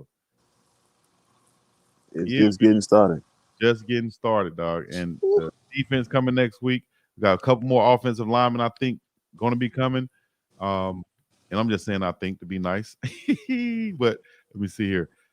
Dog, you will have some good Prime Parents sections, yes, indeed, coming to season 2 of Prime Parents. Yes, I love that show. 2 of Prime Parents coming. Mm-hmm. Man, I love that show, man. I appreciate that. I love the show, man. I love it. I ain't gonna lie. I'm drinking all the Kool-Aid, bro. I ain't gonna lie. with the Kool-Aid. Not the Kool-Aid Yeah, talk. the Kool-Aid, man. The That's Kool-Aid the man. slogan for this year. We drinking Kool-Aid this We year. drinking Kool-Aid. Nah. We gonna take the We got about slogan. to do We gonna take them. Yeah, we finna market that. We drinking Kool-Aid. I know the Kool-Aid. approve of this public announcement, right? Drinking the Kool-Aid. Hey, public announcement. No, Gallon of Kool-Aid. Yeah, the Kool-Aid got a little spice. Hey, real talk, man. he got the red top. Oh, you got the red top Kool-Aid. Okay. Yeah, I see got you. a little something in the Kool-Aid, you know. So you gotta put the red top. You gotta say red top Kool-Aid. They drink Kool-Aid. We got red top Kool-Aid. Okay, we do it that's like what that. we going with. Red top. That's my slogan. That's what I'm running with this year. All year. You got a gallon. I got that picture, plastic picture from the early 90s, late 80s. I got the plastic picture that still have that red ring around it that never comes out. Yes, sir. Yes, sir. Of it. I got the plastic picture with a whole lot of sugar in it. Shouts out to my auntie. Well, business. Hey, who y'all feel like? You know, I'm using the mason jar. I'm using the jar. Back in the day, we used the jar with the cap on it. You shake it up a little bit. There you go. They don't know about that. You got to shake them up, shake them up, shake them up, shake them. Who y'all feel like gonna be returning those kicks and punts for the special teams next year? Because that's important to the prime. Well, I gotta wait until I see all the athletes get in there first. Yeah. I gotta wait until I see what athletes Man. ain't no telling, man. Prime ain't done yet. Mikael and Dylan, man, right now. Mikael and Dylan. Cam, Mikael, and Dylan or something. Then they did. Oh man, come on, man. Then they got the Cam, Mikael. Oh my God. Dre'Lon. You got Dre'Lon, Cam, Mikael, Edwards, Jimmy Horn. Who else you could throw back there? That's super fast. Dawson, super fast. Who else super fast? Yeah, William Berry. That could be a big commit. Yeah, William Berry is reaching out to you. He asked you a question, Chico. Yeah, talking about Boo. Yeah. I think, hey, it's possible, especially as Big Seaton is in his ear, and all of these guys are recruiting themselves, not just the coaches, but the players. That's what's going to make it be the place to be. Let me tell you real quick, coming from throwing parties and stuff, the best type of word of mouth to get more people there is, or the best type of promotion is the word of mouth to get people there. To have, your homegirl tell you that she going, more than likely she'll go. The next girl will go. You have your homeboy telling you he's going, more than likely he'll bring a friend. That's how it works. Instead of just me going, hey man, come to my party. We're gonna have everybody there. If your friend tell you he going, then that's gonna bring that next person. So that's how it can work with recruiting. Also, you got Big C coming. He should be bringing somebody else with him because they want to go to the cool party too. They want to go to the cool place also. Right. A lot of come with me's, not let's go to. Real. This just brought me back to me personally. This can let you know a lot about me. And my boy was on here. He'll vouch for me right now. Both of my homeboys. I went to UAB because of the fact I knew, or at least I thought, that 3 of my other homeboys was coming with me. So it was either I can go to Auburn, I can go to Georgia, Tennessee, but I'll be going by myself, which is fine. Or here's another option where I can go to UAB and there's a coach there that's from my high school, and he's telling me, hey man, listen, we play all the people, we playing these guys in the future. We playing Georgia, we playing Tennessee, we playing Florida State, we playing Louisville. Why would you come right here, stay in state? We're gonna pay you money each month. That was a lie, but we're gonna pay you money each month. Your mama ain't got to worry about you. And we're gonna offer your friend a defensive tackle, and we got walk-on spots for your other 2 homeboys, and all of y'all can stay in the dorm together. Oh man, that's a sweet deal. Right. That's a sweet deal. But fast forward a semester later, by Christmas time, like right now, of our freshman year, I was in the dorm by myself. I was in the dorm alone because one got an offer to go to Alabama State and he dipped out. The other had some personal issues. He dipped out. And the other one that was on scholarship with me, he didn't care about football. I didn't even realize that till he got there. He cared more about doing other stuff. And I don't think he practiced 2 days. Oh, wow. I'm dead serious. He didn't pick his jersey yet. Oh man. Bro, he didn't care about football, but he didn't tell me till later on. I'm like, I'm on a mission up here.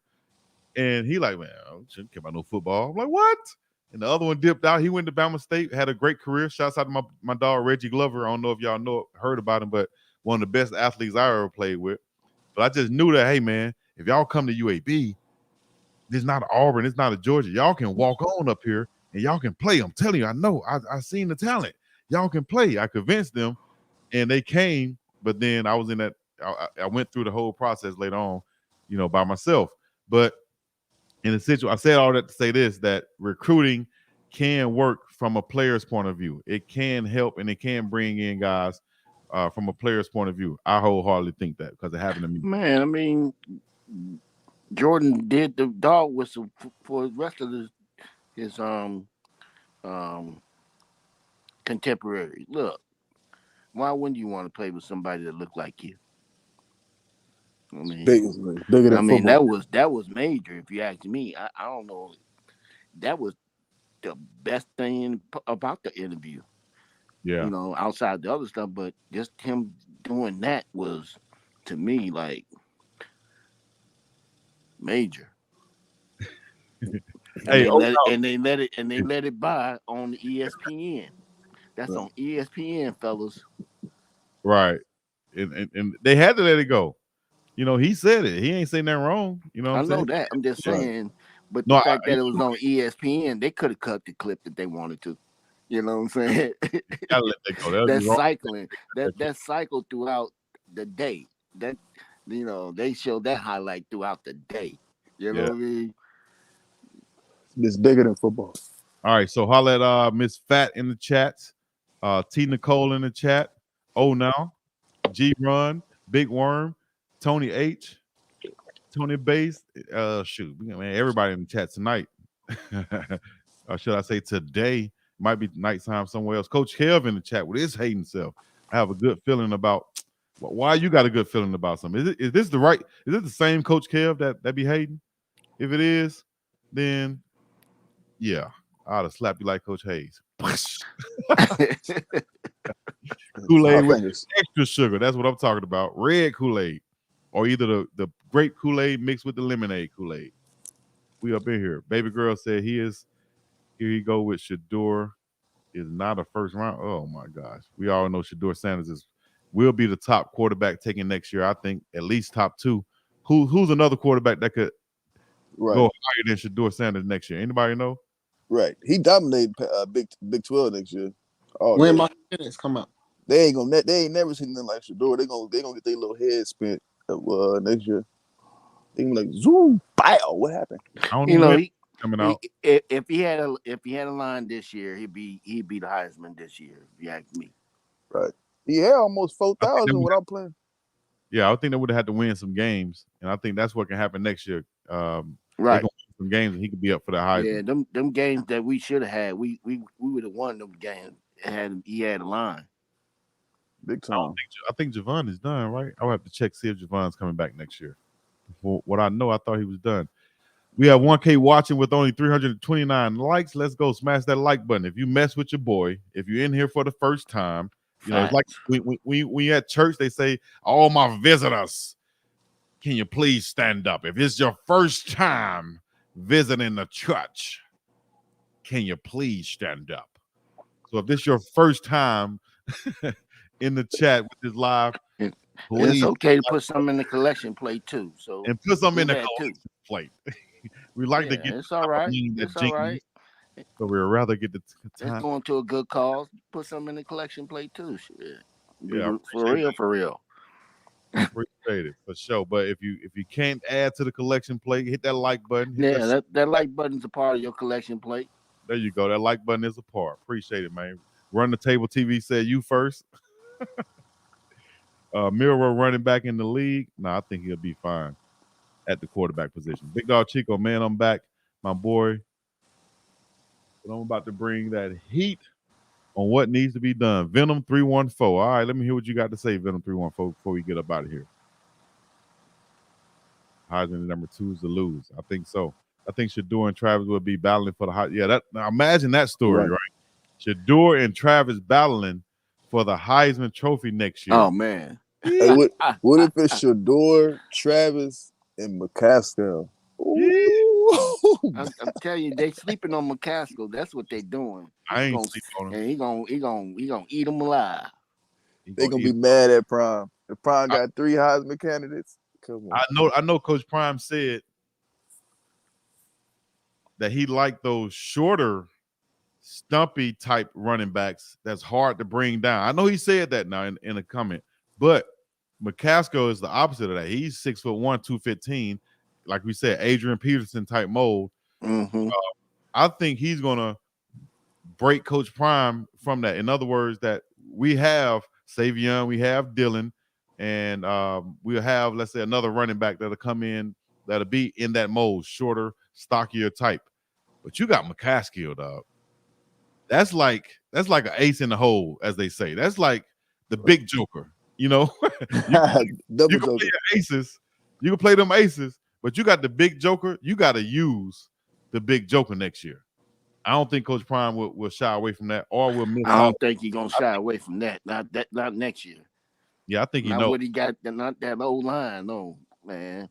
They finna part the Red Sea, bro. Watching. Hold on, is that I see a McCaskill. I don't know if that's right.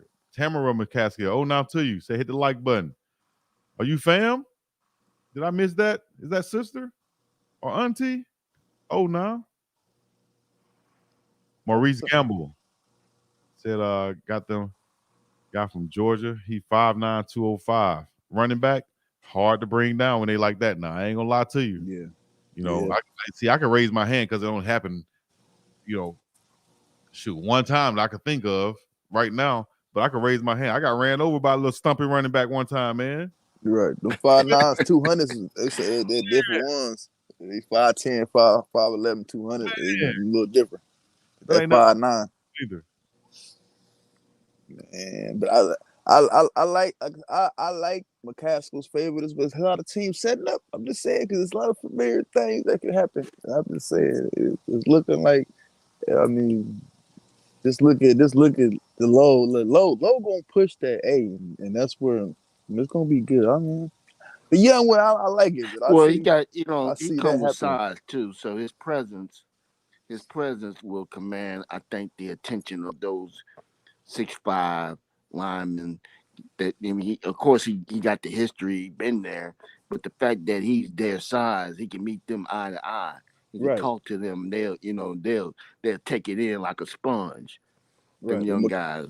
McCaskill gonna get him because he got the Terrell Davis AP kind of persona. He like, and that's low ball. They want to bust them A-gaps open because they want to suck in the defense, right? That's gonna open up the action. That's gonna open up the fade. That's gonna open up the big play. So they gotta blow the A-gaps up, and they're gonna do that. And I see McCaskill, he remind me that I seen this play how he just, and then even last week how he just stiff armed the move, opened up field, and then like he got to the side. I said, this man, he kind of remind me like a young Terrell Davis for real. If you remember Terrell when he was playing, he kind of looked like a little bit, but not so much. But I like him as more of an Adrian Peterson kind of feel because that's what I see, and I see Prime moving in that direction. I mean, I'm sorry, then old boy from OU, they was running the ball like crazy last year, so. Yeah. So it's gonna be like a Reggie Bush, Lindell White college situation. I see like a AP, not Reggie. Who could I say like maybe LaDainian when LaDainian was at Tennessee when he was killing at Tennessee. If Dylan can kind of get a little bit more shiftier, just a little bit, he'll remind me of LaDainian when he was at Tennessee. When he was little like that he was just so fast and he can stay level. He'll just get away. That's what he I think Dylan will get more pitches, more so than handoffs. Right.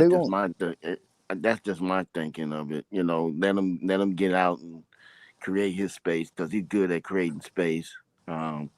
Especially if you got a line like that. Once you get past that first level, it's hard to catch him on that second level. You got to catch him on that first level. If you ain't catching him, once he get built up, that's it. That's what I'm It's saying. hard to catch him. He gonna get behind Seaton because Seaton gonna shed.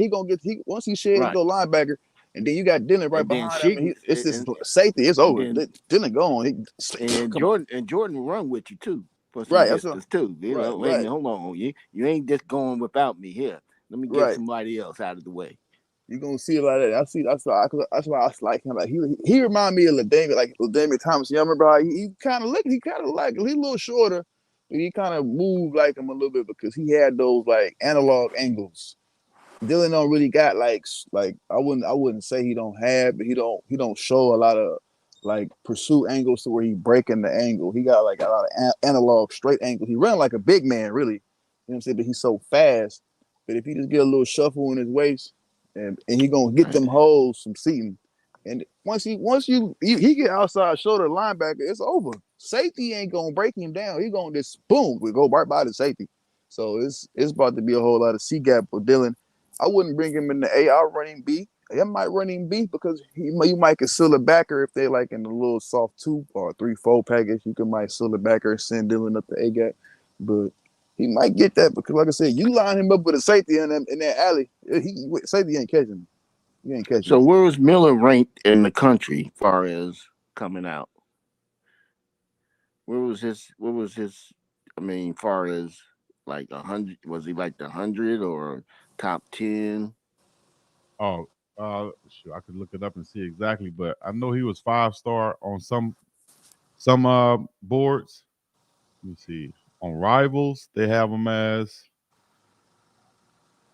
a 4-star, number 38 nationally, number 9 in the state, and number 11 at his position. This was updated on the 5th of this month. Come on, man.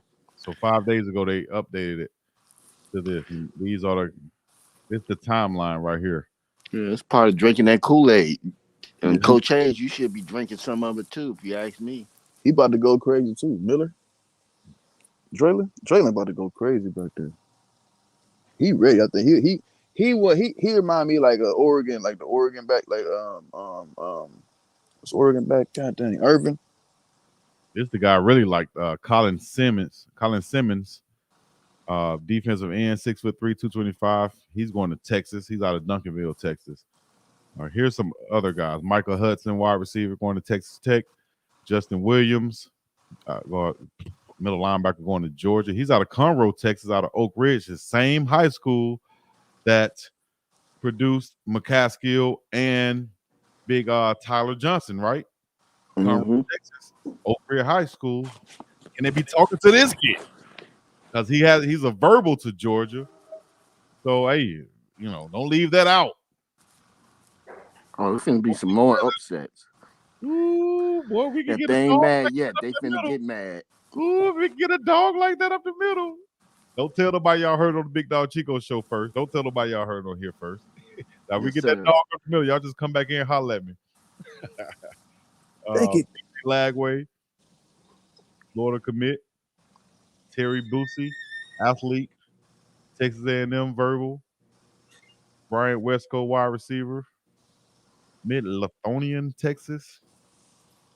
Xavier Field, same Texas. All these guys out of Texas right here.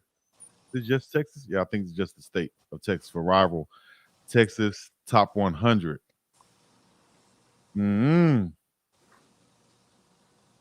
Texas always has some dogs, man. I'm talking about some good football. It's always played in the state of Texas. Man, we talking about Texas. And some good brisket, too. Man. So, yeah, Texas. Man, those are our updates for the day. 2024 class update. 5-star Jordan Seaton. 4-star athlete Cam Michael. 4-star athlete Dre'Lon Miller. 4-star D-line Brandon Davis Swain. 3-star edge Montre Bradford. 3-star D lineman Eric Brantley. 3-star running back Michael Welch. 3-star wide receivers Zycar Lewis. And 3-star Omar White. We already know the whole list, 4-star and up. So how are we feeling? So yeah, that's what it is. Shout out to Keep It Real Buffs. We got more commitments coming. How many was that in total? I forgot to count. How many is that? That's what? About 10? How many? 9. Oh, okay. Let's That's for the go. recruiting class. It's Y'all. not, no, but that's the big fella's not even on there. Like Right. yeah, like Tyler and such. So Right. The portal not counting the stars. these are just the high schoolers, right? Just the high schoolers. Right. That's the root right there. That's the root. That's a good root right there. You see the Right. leader. You see, hey, it's Preach. leading, looking right, looking good, man. Like I like how Prime do. He got the future going, and he got the present rocking. Hey, Hey, And if y'all look and at how don't y'all look at don't recruiting, forget Prime saved I mean, 10 scholarships from last year. He held on but to 10 scholarships. He made it but clear. He dropped the jewel on us when he said, don't forget I held 10 scholarships from last year. But the way this man been recruiting since he came into college football, since he was at Jackson State, man, Prime might be like hands down like the greatest recruiter so far, bro. Like look at his track record since he been at Jackson State, bro. And the recruiting department, like coming out of high school, not even the portal guys. These guys come out of high school, like that's major.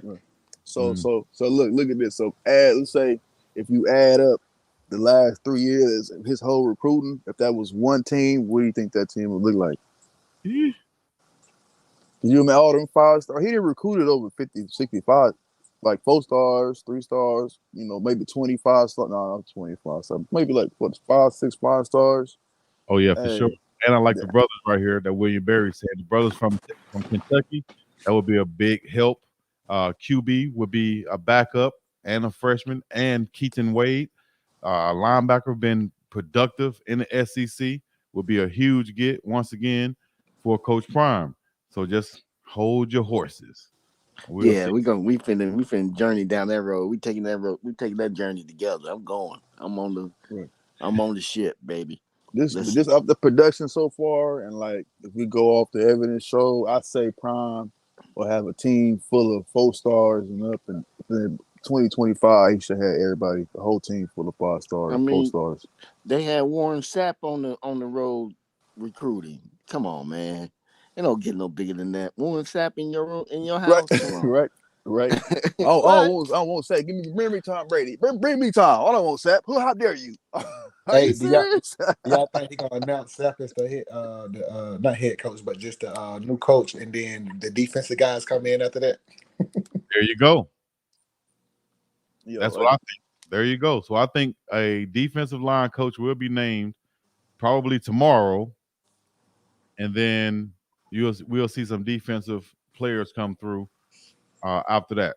That's what I think. Something like, let me see, what's the day? The 10th? Yeah. So tomorrow the 11th. Yeah, right around that time. I think tomorrow or Tuesday, we should see that and go from there. And y'all better get some sleep because you might be up all night. Right. It's about to get excited. Up all night, man. I'm like, damn, there's some more people coming in. What? People coming. Damn. I like this right here from Florida, Princely. Big, strong defensive end right there also. We got more people checking in. D. Jones checking up in here right now. Ooh. And let me see. There's a couple other guys I like too. Shouts out to Walter Nolan, LT Overton, the big defensive lineman. 6'5", 280. What my 320 guys at though? That's solid end. It's a dude from Michigan State I like though. Big Barrett, I think his name is. Go to position. 6'5", 280 D end. That's a real end. Right. I'm finna go to the D tackles right quick. Any comments? Anybody up in here? Y'all can leave a comment or step up and say something right now if you want to. We here. What up, Chico? Yeah. Oh, now what's happening? Go Blazers, man. Shout out to you, man, for surviving that south side of Birmingham, man. People don't know about UAB, boy. It's hard to make it through UAB living on the south side of Birmingham, man. You hear me? People don't know about that Waffle House underneath that bypass, man, by that stadium, man. Shout out to you, man. 16th Avenue, boy, on the south side. Man, I'm telling you, man, class 2010 forensic science department, man. I've been there, you know what I'm saying? So shout out to you for that. Yeah. I just want to say, man, I'm glad Coach Prime, I'm just looking at this O-line and I see a very athletic offensive line that can move. He didn't get a bunch of bricks. You know what I'm saying? That's what I'm. You know, we started our line looking like a pro line. You know, versus what you see throughout college football. Well, that's a fact, and you saying that, and that's exactly what, you know. If I could share that, he said on there exactly what Coach Prime said. He brought in guys who are starters, guys who have that background, guys who have pro grades. The pros have graded them as NFL players, so that's what he's bringing in. You're exactly right. Not no big cement shoes, you know. Well, he got some fired up. I For hear sure. agility. And I think Javon got another year. Yeah, I think so too. I haven't looked that up. So you looking at Javon? You looking at the tight end commit? So man, that's a problem, man, for your cornerbacks in the Big 12, bro. Them boys, them two right there, man, is that's a problem, man. And then you got your speed on the outside. That's gonna be tough. And you got to remember, you got what they say, Baylor going to Folsom. Yep. In that altitude. Yep. It's gonna be tough on them. It's gonna be tough on the Big 12 going up in the mountains like that. Yes, sir. Yes, sir. They got a lot of home games this year too, huh? I think they got like 7 home games. Hey, and my question is, who picked out the O line last year? Who was doing the scouting last year? Was Boyle in charge of that O line scouting last year? Because this O line looked totally different. It was timing too, bro. Yeah, there you go. I think it's timing, and I think it's budget also. So just think, you know, if you're going shopping for your everything in your new apartment, right? And you have a budget, you're gonna try to go in there and get everything that you need. You got to get beds and sheets and food and appliances and tissue and some of everything, right? So you might just get, instead of getting some real plates, you might just get some paper plates this time, right? Until you go shopping again. And now when you go shopping again, now instead of getting paper plates, you know, you're gonna get some real dishes. Right. You know, yeah, they was at Ross. They had to go to Ross last year. This year, right now we at Nordstrom's Rack. You feel me? They was at Ross. We had Louis. Hey. Time, man. Louis got that dough. Nah, that wasn't even Ross, man. They was at Dollar General. They was at Dollar General. They was at the dollar store. Hey, Chico, we at the Galleria right now, baby. I didn't say all that. We in Inverness. We in Hoover right now. We in Inverness and Hoover shopping right now, baby. we had Louis department store. You know, the Louis has arrived. Someone collect the mail. You know what I'm saying? AC proud. You could tell, man, just from looking at some of these guys. I'll take Tyler Johnson, for instance. There's a big, huge, massive offensive lineman. Look like an offensive lineman. Look like a bodyguard. Look like the dude that's standing outside the clubs when you walk up in them nice clubs and you see the big, you know what I mean? You look that's at a moving door, man. That's what you call that's a moving door, man. He's not open for sale. He ain't open for business. No, you ain't got no business here. Man, we 6'8", 320. You know how big that is? That's madness. I'm 6'5", 240 right now. I remember I had a teammate that was 6'6", he was 6'6", 320. He made me feel like I was little. I'm like, yeah, man, you make me feel little, man. You think you huge till you go stand beside one of them huge mother. You like, let me go stand over here somewhere else in the space where I'm still the tall guy. I know. You took me out of my world. I'm supposed to be the biggest, goddamn. Right. I feel funny. The next day, I remember the girls used to tell me back, "Oh, you so tall. You so tall." And I'm like, let me keep my teammates from around y'all, cause shoot. Right. I was like, little in a minute. As soon as they come over, you gonna look at me different. I know them 6'10s do that. Like, dang, man, you make me look average, man. Dang, bro. Yeah. Get away from me, man. I was in the combine in Indianapolis, right? We had it was like a regional combine that you had to qualify to get to the combine, right? And I went in as a tight end. I don't know why. My coach told me, man, you better switch over when you go to the combine. Your ass better switch over to outside linebacker. I'm like, man, I'm going in what I played, dog. I went in, I was next to, you stand in line. And I look behind me, this dude like 6'7", big white guy, look like he from from the middle of Canada somewhere. You know, Look, side. You had this big mixed dude. He was about 6'8", and here I go standing there. I'm like, I think I need to go over to tight end.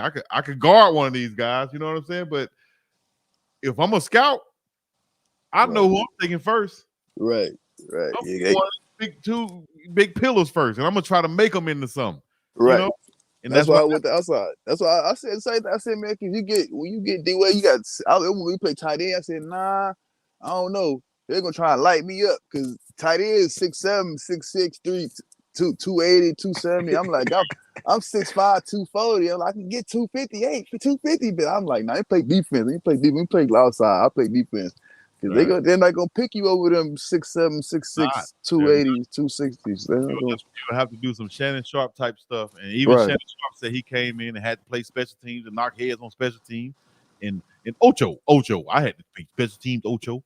They didn't want to throw me the ball, Ocho, until I came in and I cracked heads, Ocho, is what Shannon Sharp said. So, you know, I did have those offers, though, to come in and compete at tight end, you know, as far as free agency, but not drafted. You know, and I understood that because I was like, if I'm a GM, I'm taking big 6'7", even though he's slower and might have brick hands. I can teach him how to block. And I'm taking the other dude, you know, who can't jump over a piece of paper, but he's 6'8". He ain't got to jump. Go get him too. Yeah. Same thing at Georgia camp, man. Georgia had them big dogs out there at tight end, and the coach told me, son, we'll offer you right now linebacker. We'll offer you right now linebacker. Right. See? Yeah, you like, dang, I should have played back a little bit. I know, right? Hey, I seen that early. I said, nah. I remember going to camp like, man, do you play tight end? Like, yeah, I thought you was a tackle. Like, nah, bro, I play tight end. Like, you wow, bro. But like, if you listen, the coaches will tell you, though. They'll tell you. Right. They'll tell you. They'll tell you in certain ways. Like, and that's why when I was at tight end, and then I went and did the linebacker drills, they offered me right there linebacker, but I didn't get no offers at tight end. You should have known then, hey, your best bet is there. Even I had my linebackers coach in high school. I used to think he was messing with me, though. He used to always say, boy, you're a black college tight end, but you're an SEC linebacker. I'm sitting here telling you now. I was like, man, forget coach. He just want me to play linebacker. You think Colorado can flip McCoy? I mean, McRoy? I think they can. I think it's a strong possibility. They can get Big Shaq to come there because, one, you can pitch that, hey, man, we're on the same level as Oregon, all right? You know, we're playing in the Big 12. In other words, we're on the same level, meaning that we're in the same league. This is still Division I football. This is still Power 5 football. We still have a chance to go to the playoffs and win a national championship. Everything you can do at Oregon, you can do right here, but you're going to do it with the prime effect also. So whatever they're offering you at Oregon, just imagine what you can get here. You've seen it. You know, that's why you're interested in here. You know, Coach Prime is here. You're going to be protecting a Heisman candidate quarterback. We're going to bring in another one. You know, we're going to establish that I don't see why Coach Prime would even have to pitch to some of these guys for real. Correct. Right. I'm sitting here making a pitch, and I'm like, why do he even need to say some of this stuff? Just tell them, open up your eyes. You still got these kids who had those dreams of actually going to this particular program who can offer them. Like you can't, you know what I mean? As a kid, bro, if Oregon was your team, because Miami was my team, bro, I didn't care. So if there was that man team, and then he allowed me, it ain't like he was like, if I was a DB now, I was a DB, so it'd be easy for Coach Prime to sway me. But you talking about a lineman who wanted to go to Oregon, like, bro, like, you got to put your money where your mouth is, coach. I like you and everything line up, but you got to respect the game. A lineman right now, all you got to tell him is, son, open up your eyes and tell me what it is you see sapping low with me. He got Warren Sapp and Low Hope. Low Hope got straight connection to the recruiting office of the NFL. That's this one little perk. You see what I'm saying? That's this one little perk. He was in the recruiting office in the NFL. He worked with draft picks, recruiting people from all of that. So he know everybody in there. Deion know everybody. Deion used to run combines. Deion is an analyst. Deion used to say, "This man is a first round pick. If you Or don't not. pick him in the first round, second round, you lost somebody or not." And that word went to gold. Deion got tired of telling him everything and left. Yep. You K. mean to tell me anybody at Oregon is going to out even think saying that, let alone having that on their record or resume, or even could even point to saying some stuff like that? Man, you be for a lineman, you got Sapp and man, Hall of Fame, you got 2 NFL monster linemen in the Hall. Yeah, Oregon got a couple of they players that came back and coached. That's cool, but they didn't. It wasn't Sapp and Loho.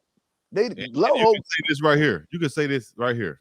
Based off those relationships that you just pointed out and him being there so long, you can say, listen, Doc, listen, if you go to Oregon and play just as well as you play at Colorado, and a coach or a scout is asking your coach, you know, what they feel about you, who are they going to listen to first? Dan Lanning or Coach Prime? They're going to listen to me, dog. They're going to go with me, though. If you play this exact same, you know, they'll probably take Coach Prime's word over this coach over here, and they'll pick this player first because he played for Coach Prime. Same way they'll pick some guys who played for Nick Saban first before they pick a guy who played for another coach first, because Nick Saban is vouching for him, and they are respecting his word more than they'll respect the next guy's word. Right. Yeah, but Chico, when you go into that next level and you still gotta have to respect that film. Like, yeah, that word matter, but that man gonna have that tape behind him. Like, yeah, that's what I said. You the same exact tape. You played the same. You know what would be the difference? It would be that relationship that Coach Prime has. Right. Word that he has. Well, then it's almost like, well, I'm just kind of giving it. I ain't trying to really argue the perspective, but I'm looking at it like, man, if he go to Oregon, he got the same tape. Now it's almost like, okay, what? I mean, I know Coach Prime got a relationship, but what really that gonna matter? Because it's almost like now, what if Detroit got the number 1 pick?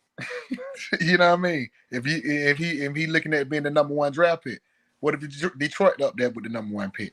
What do you mean by that? You trying to say that Detroit don't have a relationship with Prime or something? What Coach Prime said about, you know what I mean? Well, I'm just kind of almost saying, like, it could be factors where, like, you're going, once you finna make it up there to the NFL, like, I know they word matter, but man, I don't. Man, look, they got you too much overlooking. money invested into. They got too much money invested into them scouts. Yo, thank you. You gotta look at drink some more of the Kool-Aid. Prime could be like this. Prime could be like this. Hey, what team you want to play for in the NFL? You could say, Indiana Colts. Prime would say, okay, the scouts be here every Wednesday. Facts. And I know the GM personally. I got his number. I'm about to call him for you and let you talk to him. Hey, you say, hey, you know what? Guess what he said? You say, I want to play for Indy. I want to play for the Giants. And I'll play for the Raiders. You go say, okay, them coaches be here every Tuesday and Friday practices. They watch us walk through. Yeah, come on, man. And then they y'all come on, hear man. every year. Y'all hear every year too how when their head coach wanted them quarterbacks, and when them owners came in and said, "No, we going with this guy." You know what I mean? They come and then you get you got the Jets probably coming to your practice every other 2 weeks. You probably got these people coming. So you got what, 30-something, 40-something. Come on, man. So you got all of these chances to prove to these scouts right now that you could play it for their team every year at CU. Not many college practices or even programs have multiple recruiting scouts watching they practice all practice, and then just speaking with, like, come on, man. And then ain't too many college coaches, right, that we have ever seen sit on national TV and predict NFL games, like, and be taken seriously. I don't care. You can pick Oregon coach up there. How many times you gonna see Oregon coach ever being asked, Lanning, who do you think gonna win today's Monday night's game? You go, oh, hey, Deion, so who do you think gonna win tonight? Man, they better bring it. If they don't bring it tonight, they gonna get what? So you believe that Deion said? Yeah, man, I know that because I gotta believe that Deion gonna break it down. Okay, well, Deion Sanders said that, man, see, you ain't gonna get that. Come on, that cosign, that exposure, that endorsement is what you want as a player, like what you playing for. Like, it's just you're gonna if it's about relationships, man. Right. if Prime, like I said, Prime ain't gonna offer you. I already know because I mean, I can relate. I He mean, ain't gonna okay, offer you if he okay. know it ain't a go for sure go, Check, man. check this out. If it's about relationships, I just want to see where Shiloh gonna go. Charlotte probably go anywhere he I want. bet he go somewhere. Anywhere you want. Picked up. Charlotte gonna go anywhere he want. I would like to see Shador Smart. play 2 more years. I would like to see Shador play this year, coming up in 1 more. He should 5th year. I really think he should 5 year and really dominate and hold Nah, and that ain't go. gonna happen. that ain't Like happening. it be like Ain't cause He no does. way. it He will. did. He can negotiate better with what team he want to go to, maybe a little more. You know, who knows? Yeah, but you taking the chance on getting injured. Now when you got a line that's giving that maybe 2 sacks a season, I understand. I get you. I'm with you now. I feel you. I feel you. you know what I'm saying? That line about to be I don't see it happening though. you got I one guy mean, that played 700 snaps you and gave talking up about 3 you talking sacks. about they finna throw some money at Shador, man. They're gonna keep throwing it. Like we went 2 Heisman's, that'll be better. It's like it's normal for a quarterback to come out 5th year as a real developed quarterback, as a truly developed quarterback. 5th year senior is the best kind of quarterback you want to get. And I know he's good enough to go now, of course. But like, do you want to put his body through that? He's still young. His mind still got to develop more. He already can handle the exposure. He's been doing that his whole life. But I'd love to see him play a 5th year and really just take over His everything. nickname is grown already, bro. Right, I get that, but you know what I'm saying when he Grown get into for a the reason. rhythm, give him They Hey, call him grown for a reason, man. so Man, y'all, the so give y'all him man think that. is Shador can above. go pro right He now? I'd he, love to he, see him to go, but I think it'd be better because he'll be more polished as a quarterback, a college let's quarterback. see. We'll be. I think we'll be shooting ourselves in the foot when it comes to because not too many quarterbacks is gonna come, or we're not gonna. We may get it, but with Shador still there, it's gonna be hard to get some of these real good quarterbacks because they're gonna want to play, and you know, I wouldn't think it'd be. ego may Well, step in the even way like and I say say, that wouldn't guy. think nothing to be hard to I get don't for want to Prime. sit that I another wouldn't. year. I want to sit I 2 wouldn't say. years. See, you Just, think it's gonna be hard for Prime to get some? It's not gonna be hard at all for No, I'm Prime not I to don't saying get. it's think gonna so, be. neither. He already. I can see how quarterbacks can be like, man, I want to play in 2 years. I don't want to, I want to. Yeah. I mean, at least Look, next year. listen. Antoine Hill. I'm pretty sure he looking at all this, and I'm pretty sure he want to go still here. I don't think he wouldn't mind sitting a little season then kind of, but then he probably want to play with Jordan too quick for his first year because it'd be Jordan's I think junior year, maybe a sophomore year. You know what I'm saying? Which he still got 2 seasons, 3 seasons if needed. There's plenty of time with these young men, and like I get it, and like going to the league as a whole as a quarterback. You know what I'm saying? It's a whole different thing. You know what I'm saying? Quarterbacks going Well, there mature. and I guess I'm speaking from the standpoint. I don't see anybody. I don't see. I don't see where we have a backup quarterback Well, what you No, mean? at Our this point. backup is I don't fine. know. I don't know. Our I might be backup went missing 17 something. to 24. Our backup if went we get them 17 to twins, 20. one of Our them back, twins is quarterback. Man, their backup quarterback. We need bringing more backup quarterbacks in, bro. we got him. We got the twins. And again, y'all The twins. presuming that Shador gonna get took out or something. I don't see. No, we No, don't. I'm But not I'm assuming saying, do anything, that. but It's a part of the you game. still want to have. You can get hurt from lifting weights. You know what I'm Yeah, saying? you You can right. get You hurt right. in practice. So You can it's get not a hurt in the matter NFL of. too. It's not. I understand. I'm just saying it's nice to have a little something, some insurance policy, because Yeah, I get all that, but athletes in this sport, it's easy to get. You can get this okay, by look. playing in the game, and you Okay. accidentally get your ankle rolled on for whatever reason because of the collision, whatever. Right. That's why you want to have All extra right. linemen. Let's say You know that what I do mean? happen. Let's say that do happen. If Shador, well, let's not say that. Bring that all back. But even though if something like that were to happen, I don't think that would affect his pick so much to where it'll be. What is happening? Oh, okay, it'll affect his draft stock. I don't think No, I'm not talking ankle roll. I'm not talking about from that standpoint. I'm talking about from the standpoint of playing these games at Colorado. I would like to have some insurance just in case for whatever reason, you know, he Oh, has right, to sit out a game or Yeah, two I get what you're because saying. of, right, you right, right. know, I want somebody that can come in and not fumble the ball, or not fumble the bag, or whatever you want to call it. They're Drop gonna the have that. ball. I see CU blowing teams out, sitting Shador down in the third quarter, then the second string coming in doing the same thing. That's what I'm talking about. I would love to see that. That would be an How ideal game for me. right. They're gonna old school Bama teams next year. What you talking about? They're gonna bring in the backup and beat you down. It ain't about to be none of that. That's why I'm like, so Shador could really just chill and just take his time going to the league. But at the same time, that's why they saying we need a backup quarterback, because that backup quarterback who you talking about, we didn't see him this season, bro. Well, Stab played good last game. He went 17-24 with 2 touchdowns. Should have been 3 touchdowns. Yeah, because the think system was focused around him then. It was like you had to, but if you talk about a regular season, it's like, okay, Shador playing good, boom, we might not even need you this season. And then, okay, now we need you. Who's gonna be that guy y'all now? downplaying. Look, Prime is building a team that's gonna blow you out right in the first half, and then Shador can take his clothes off at halftime and watch the game. That's what kind of team Prime building. You can look at it. Even though we love Colorado, bro, just out of respect for the game, I wanted to see exactly what you saying happen.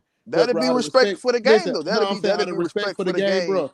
I can't just see him, bro. You not finna. This is not middle school, high school football, bro. No, man. Respect for the game. Starting quarterback.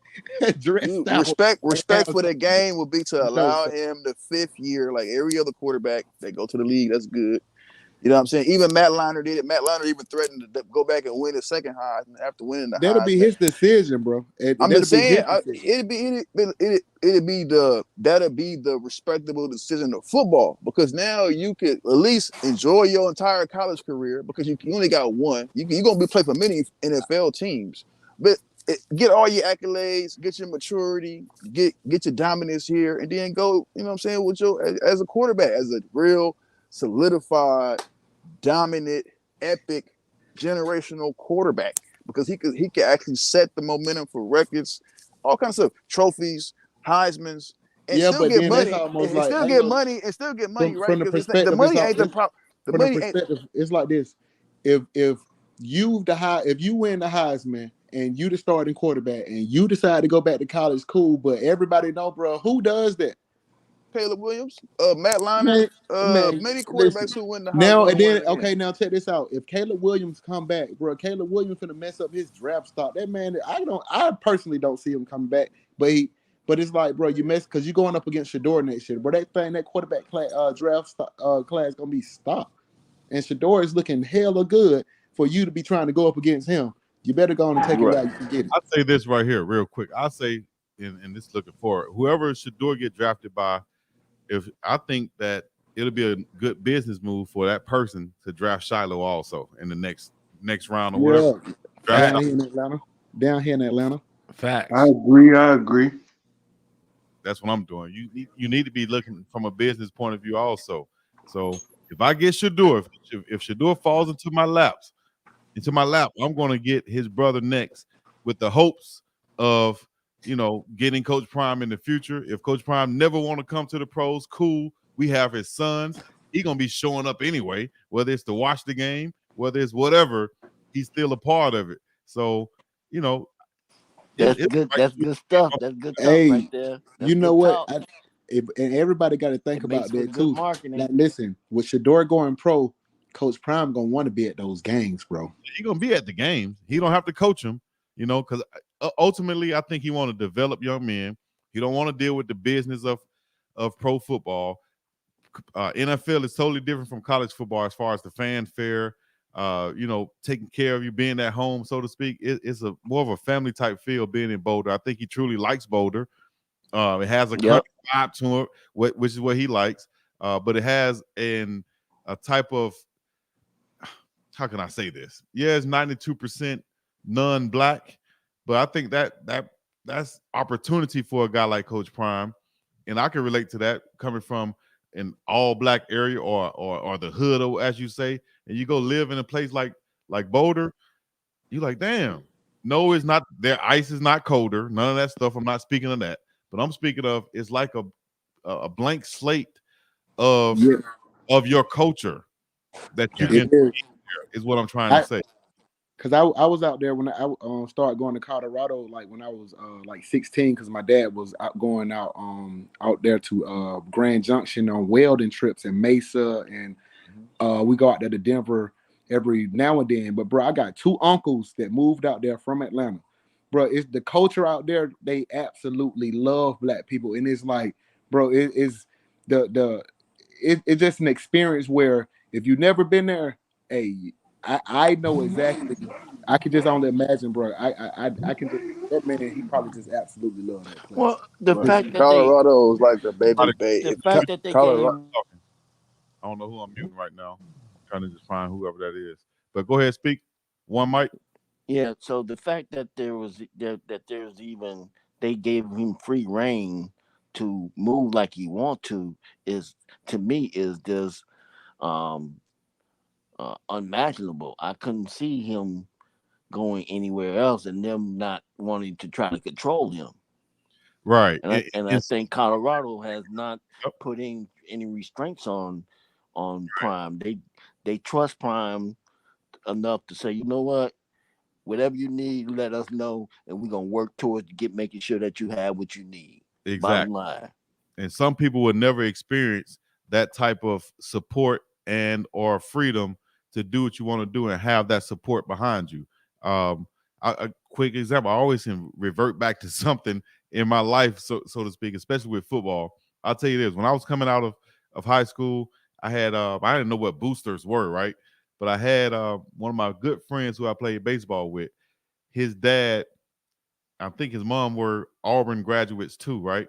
But looking back as a grown man, I can understand this, but I remember him offering me to come to his house for dinner one night. And I went there to his house for dinner, and I just remember the whole night he was trying to convince me or trying to get me to go to Auburn. And he kept saying this, it didn't register to me as a 17, 18-year-old. Listen, man, you go to Auburn, you're going to be taken care of. Anything you ever need, you don't have to look too far forward. You're gonna be taken care of if you go to Auburn, right? That's the same thing that's kind of going on now with I mean, think about it. Boulder, man. Boulder ain't never had grits, and now they got grits in their restaurant, man. Come on. That's what I'm saying. You They'll know, they take care of changing how at the they same time, present themselves. They being open to allow other people from outside of their home, their surroundings, to come in and show them the hospitality that Prime would want them to have. That Mm. kind of experience. I mean, Chico, you could speak to the experience of you going to Colorado to the games and what that experience was like Oh yeah. outside of the football. Oh yeah. Outside of the football, even before I stepped in the stadium, you had two. Shouts out to B Wilk, who's in the who usually is in the chat. He came up to me. I didn't even know I was talking to him. He was a member of my page before that, but he had on an old school Colorado jersey, and I think I got this on video. And I commented on his jersey, and he spoke to me back. He's an older white guy. You know what I mean? He spoke to me back and told me, "Welcome to Colorado." Da da da da. And then finally said, "Hey, I'm B Wilk. I'm a subscriber of yours."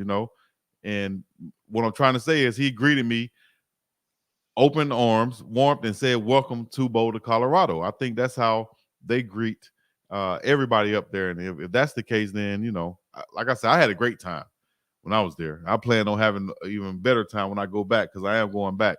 But I had a great time. I didn't experience any type of side eye. And, that's just what it is. I can see why Coach Prime is in a situation where he's like, "Hey, I'm good. I'm good. I ain't got to go nowhere, though. I got what I need. I got resources. I got the control I want. I got a team up here. I'm away from the hoodness. And trust me, that matters." When you've been part of it all your life, or you come from it, trust me. Well, yeah, less problems you would have with your kids getting into something that they shouldn't be getting into. Even though he preaches that, but prime example. It's good to be in an environment where you're not influenced by some of the things that you're used to being around, and it can help you develop and focus on your game as well. So it's like, to me, it's a home run for me. You know, People don't want to hear that, but it's the truth. And trust me, that's one of the reasons why I decided to. I'm not saying it's hoods everywhere, but some places it's just more of hoodness going on. It's more of stuff. Now, crimes can happen anywhere, but let's look at the rates. You know what I'm saying? Real quick though, one of the kids from Jackson State posted that I don't know if I should share all this. I'll just paraphrase it, but he put on his page that he had a traumatic experience at Jackson State, being that he woke up one morning and saw a puddle of blood everywhere and found out that one of his roommates had killed the other roommate and was trying to dispose of the body. This is one of the guys who, and I could break this news too, is the kid from Jackson State who said he's committed to Colorado, which he's actually technically not, based off of the info that I have. He's been putting that out like he did last year, saying that he's committed, but he hasn't been contacted by the Colorado staff or offered a scholarship. But he is a good young man, coaches say, and also that he did experience that at Jackson State is what he said. And you can read that on his Instagram page. He said he woke up to a puddle of blood and such and such and such and such. But those type of experiences, getting your car broken into, is some type of stuff that Shiloh reported last year. Fights or whatever they reported last year on their pages. It can happen anywhere, but the likelihood of it happening in certain places, drastically goes down, when you go to certain areas. And that's just facts. That's why you have gated communities. That's why you have hoods, right? And ghettos or whatever, right? Well, it goes down. It goes down in a different form because, it goes down in a different form. There you go. Now, Chico. So, but I'm not going to get into that part of the conversation. But what I will say is this: the way they allowed him to add his culture or his touch, like even to the cafeteria, the stuff that he's used to come when he was in Mississippi, the kind of food that the kids that he liked where he's from, they didn't push back on that. They said, okay, if this is what they like, well, let's bring some of that into our world so that they can experience some of their coaching and they can feel comfortable and feeling at home, like they at home. Exactly. And I dig that. Based off what the parents are saying when they interview with Chico, the parents is all in. They love it. Yeah, Denver's cool, man. I'm from the Bay, so a lot of people go back and forth from here to Denver, Colorado, back and forth from the Bay. So Denver, it's like almost like a sanguine kind of thing. It's like then you got the Olympic training up there. It's so much, you know what I mean? So it'd be great because it'd give players a chance to really get away from all the distractions, and then you won't be so eager to jump into outside activities up there. Right. You know what I mean? And then I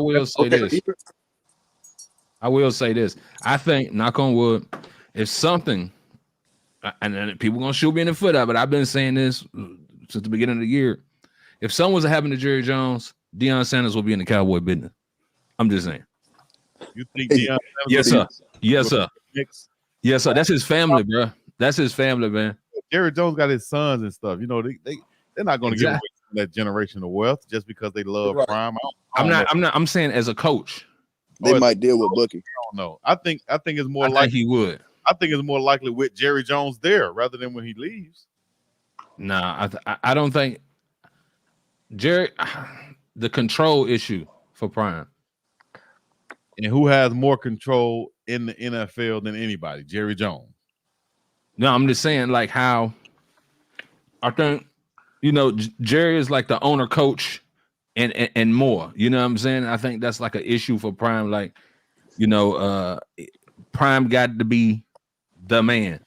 And I think if something was to happen to Jerry, I see what you're saying. You get what I'm saying? Jerry is not even the owner; he's a coach.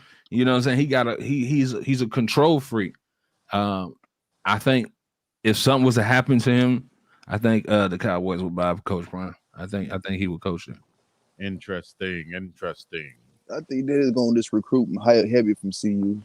I don't think he got the coach there. They just gonna look to him to probably just have that connection with players and his coaching staff, and then he could still kind of that because it'd be a bigger grab because then CU would be like a cowboy academy, and then it'd be something like that, Yeah.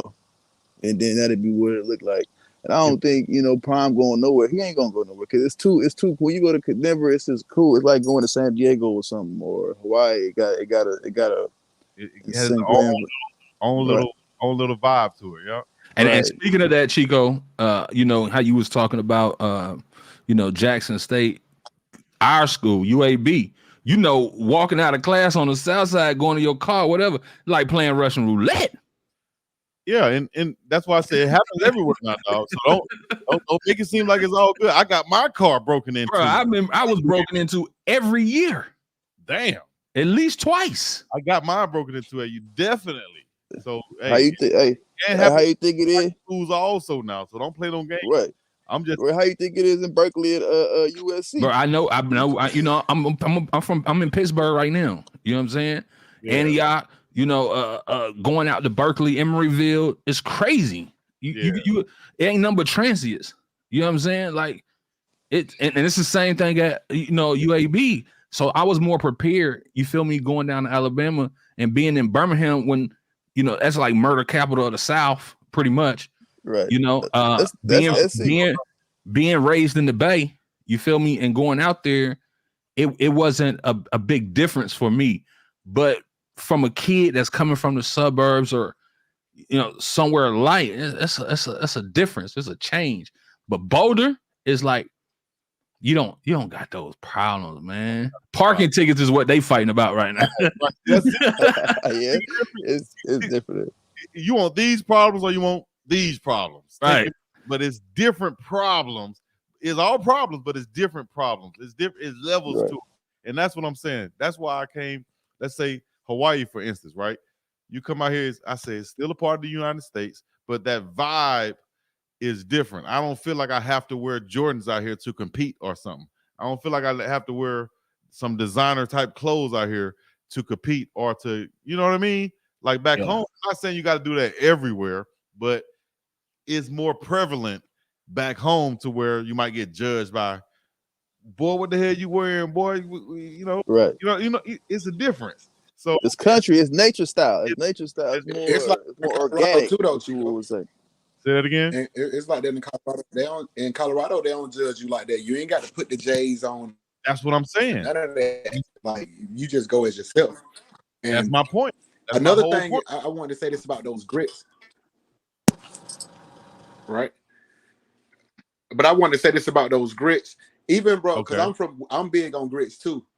When we travel up through those Midwestern states and stuff, bro, they don't even carry grits. So it's like to me, I'm like, them people probably didn't even know about grits, but Prime, he put them on it, and it's like, okay, we'll get it because he like it, but like they didn't. It's a different culture, so they don't have that out there. You know what I'm saying?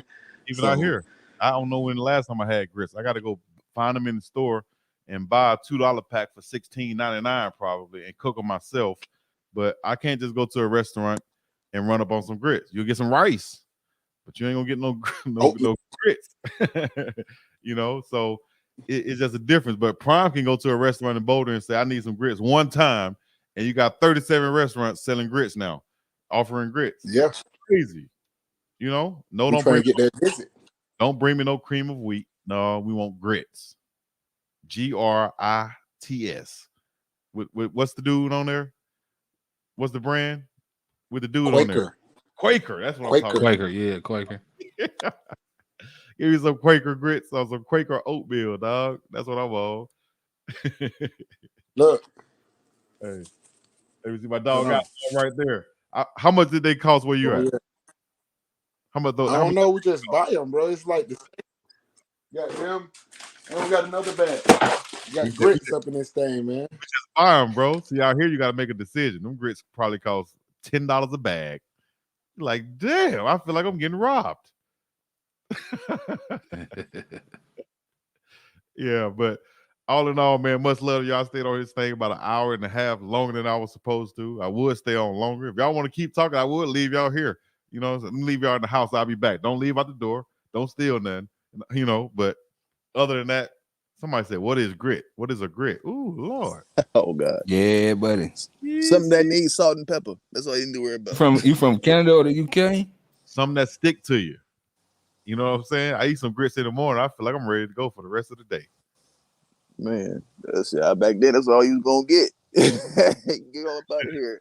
Yeah, You know, wasn't coming back till the day was over. That's one of the things that I miss about Alabama, bro. It's just gas station breakfast.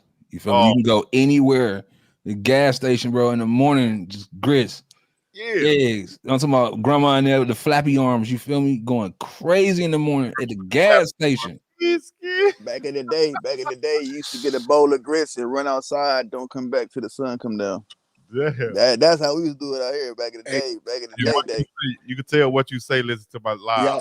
He said I was waiting on Chico to start talking about food. We always get to some food on my live somehow, some way. We talk about food. Y'all know why people don't know about grits? Back in the day. Because grits mean stand for girls raised in the South. So you know, yeah, everyone else, y'all ain't got none of those girls out there. So y'all don't know nothing about those girls raised. That's crazy. That's a good one too. We'll get up out of here on that one. That's a new one. Hey, put that on a t-shirt. Girls raised in the South. That's why they be thicker than some grits. You feel me? Shouts out to the Bay Area also, man. Shouts out to everybody who checking in, wherever you checking in from. Say, Chico, we can mail you some grits. All right, don't threaten me with a good time. You feel me? You want to mail me some grits? Do not threaten me with a good time. I will take them. $10 for some grits is insane. Tell me about it. Cheese grits with bacon in it. Oh man, y'all taking me back to GWC Projects, Selma, Alabama, with my grandma in there cooking with a cast iron skillet on the old stove. I live in Alabama. Much love, baby. What part of Alabama you live? Grits and gravy? Mississippi cheese grits? Ooh, y'all making me hungry.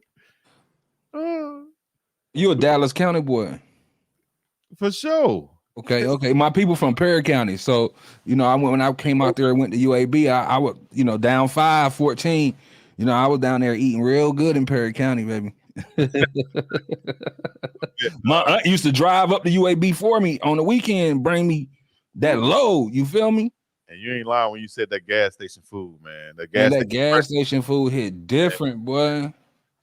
Yeah, we eating gas station. Listen, we eating gas station breakfast. That's why I had to. Even the food too. I can't lie. Some of the places have some fire lunches too. Chicken be crazy out of the gas station, and man, Green Acres. I still remember all the spots. Green Acres, downtown, near Kelly Ingram Park. Come you on, feel me? Nikki's West. Come on, crazy food.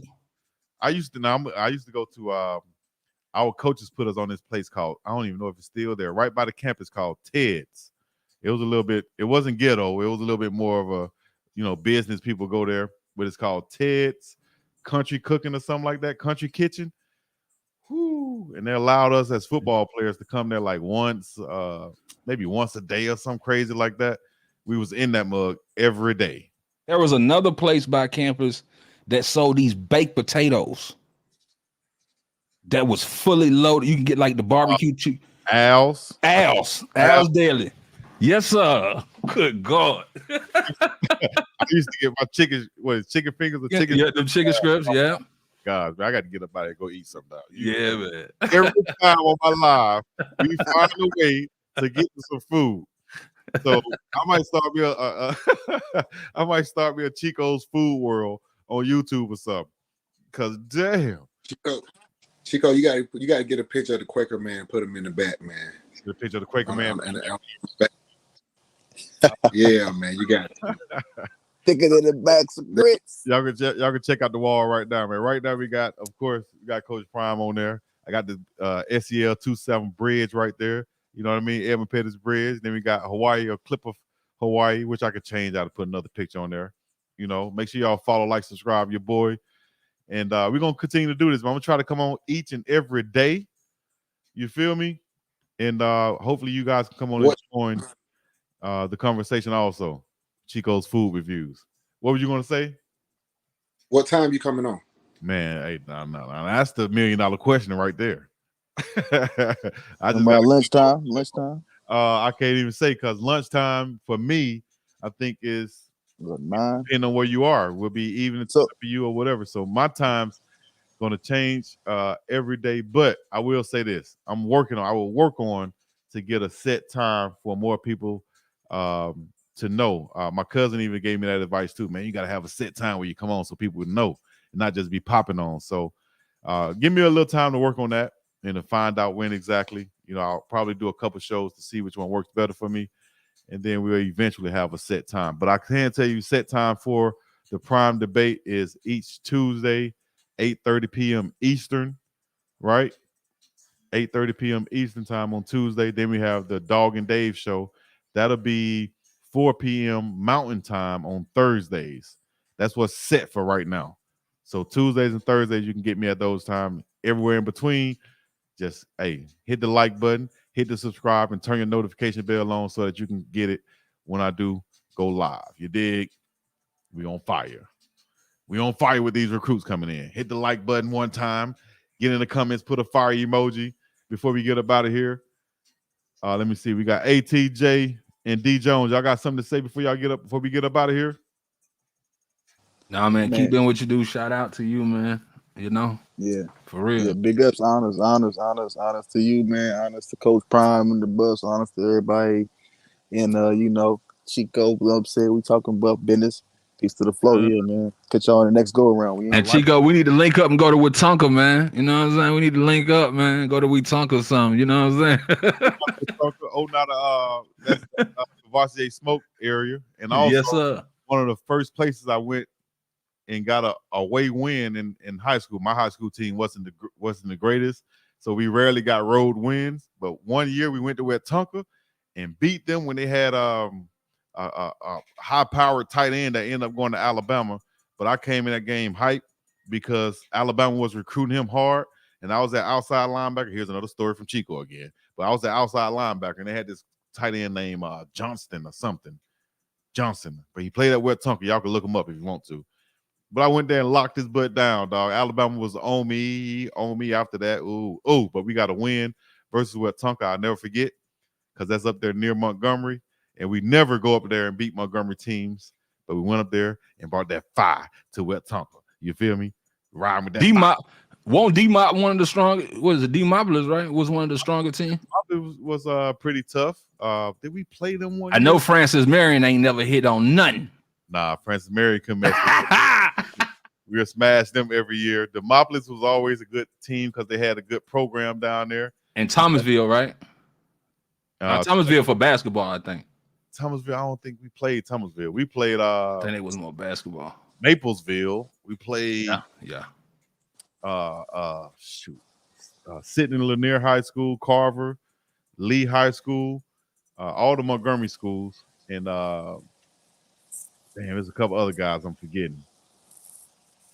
Elmore County or some shit. A lot of other people, man. But shouts out to the Alabama football, high school football circuit, and everything of that nature. Chris Mitchell said, "I'm from Selma. I enjoy your channel." I appreciate you, Chris, for checking in, man. Anybody from Selma that listen in, I appreciate y'all because usually it's your hometown that's the last to check in. I got people from all over out here, and usually I got Africa in here. Look at there. I'm in Africa, and they have no grits. they got fufu. I was about to say, they got fufu or some quinoa there that you can eat. They got the fufu over there. With your hands, too, with your fingers. All right, but all in all, man, thank y'all for joining in, man. Hit the like, subscribe, comment if you haven't already. Hit the join button if you haven't. And we're coming back with some more. Stay tuned. It could be tonight. It could be tomorrow. Who knows? But I'm up and about this thing. Peace in the Middle East. Yeah. You feel me? I'm talking about riding today. We on fire. Yes, sir. With the blesser. Run them likes up.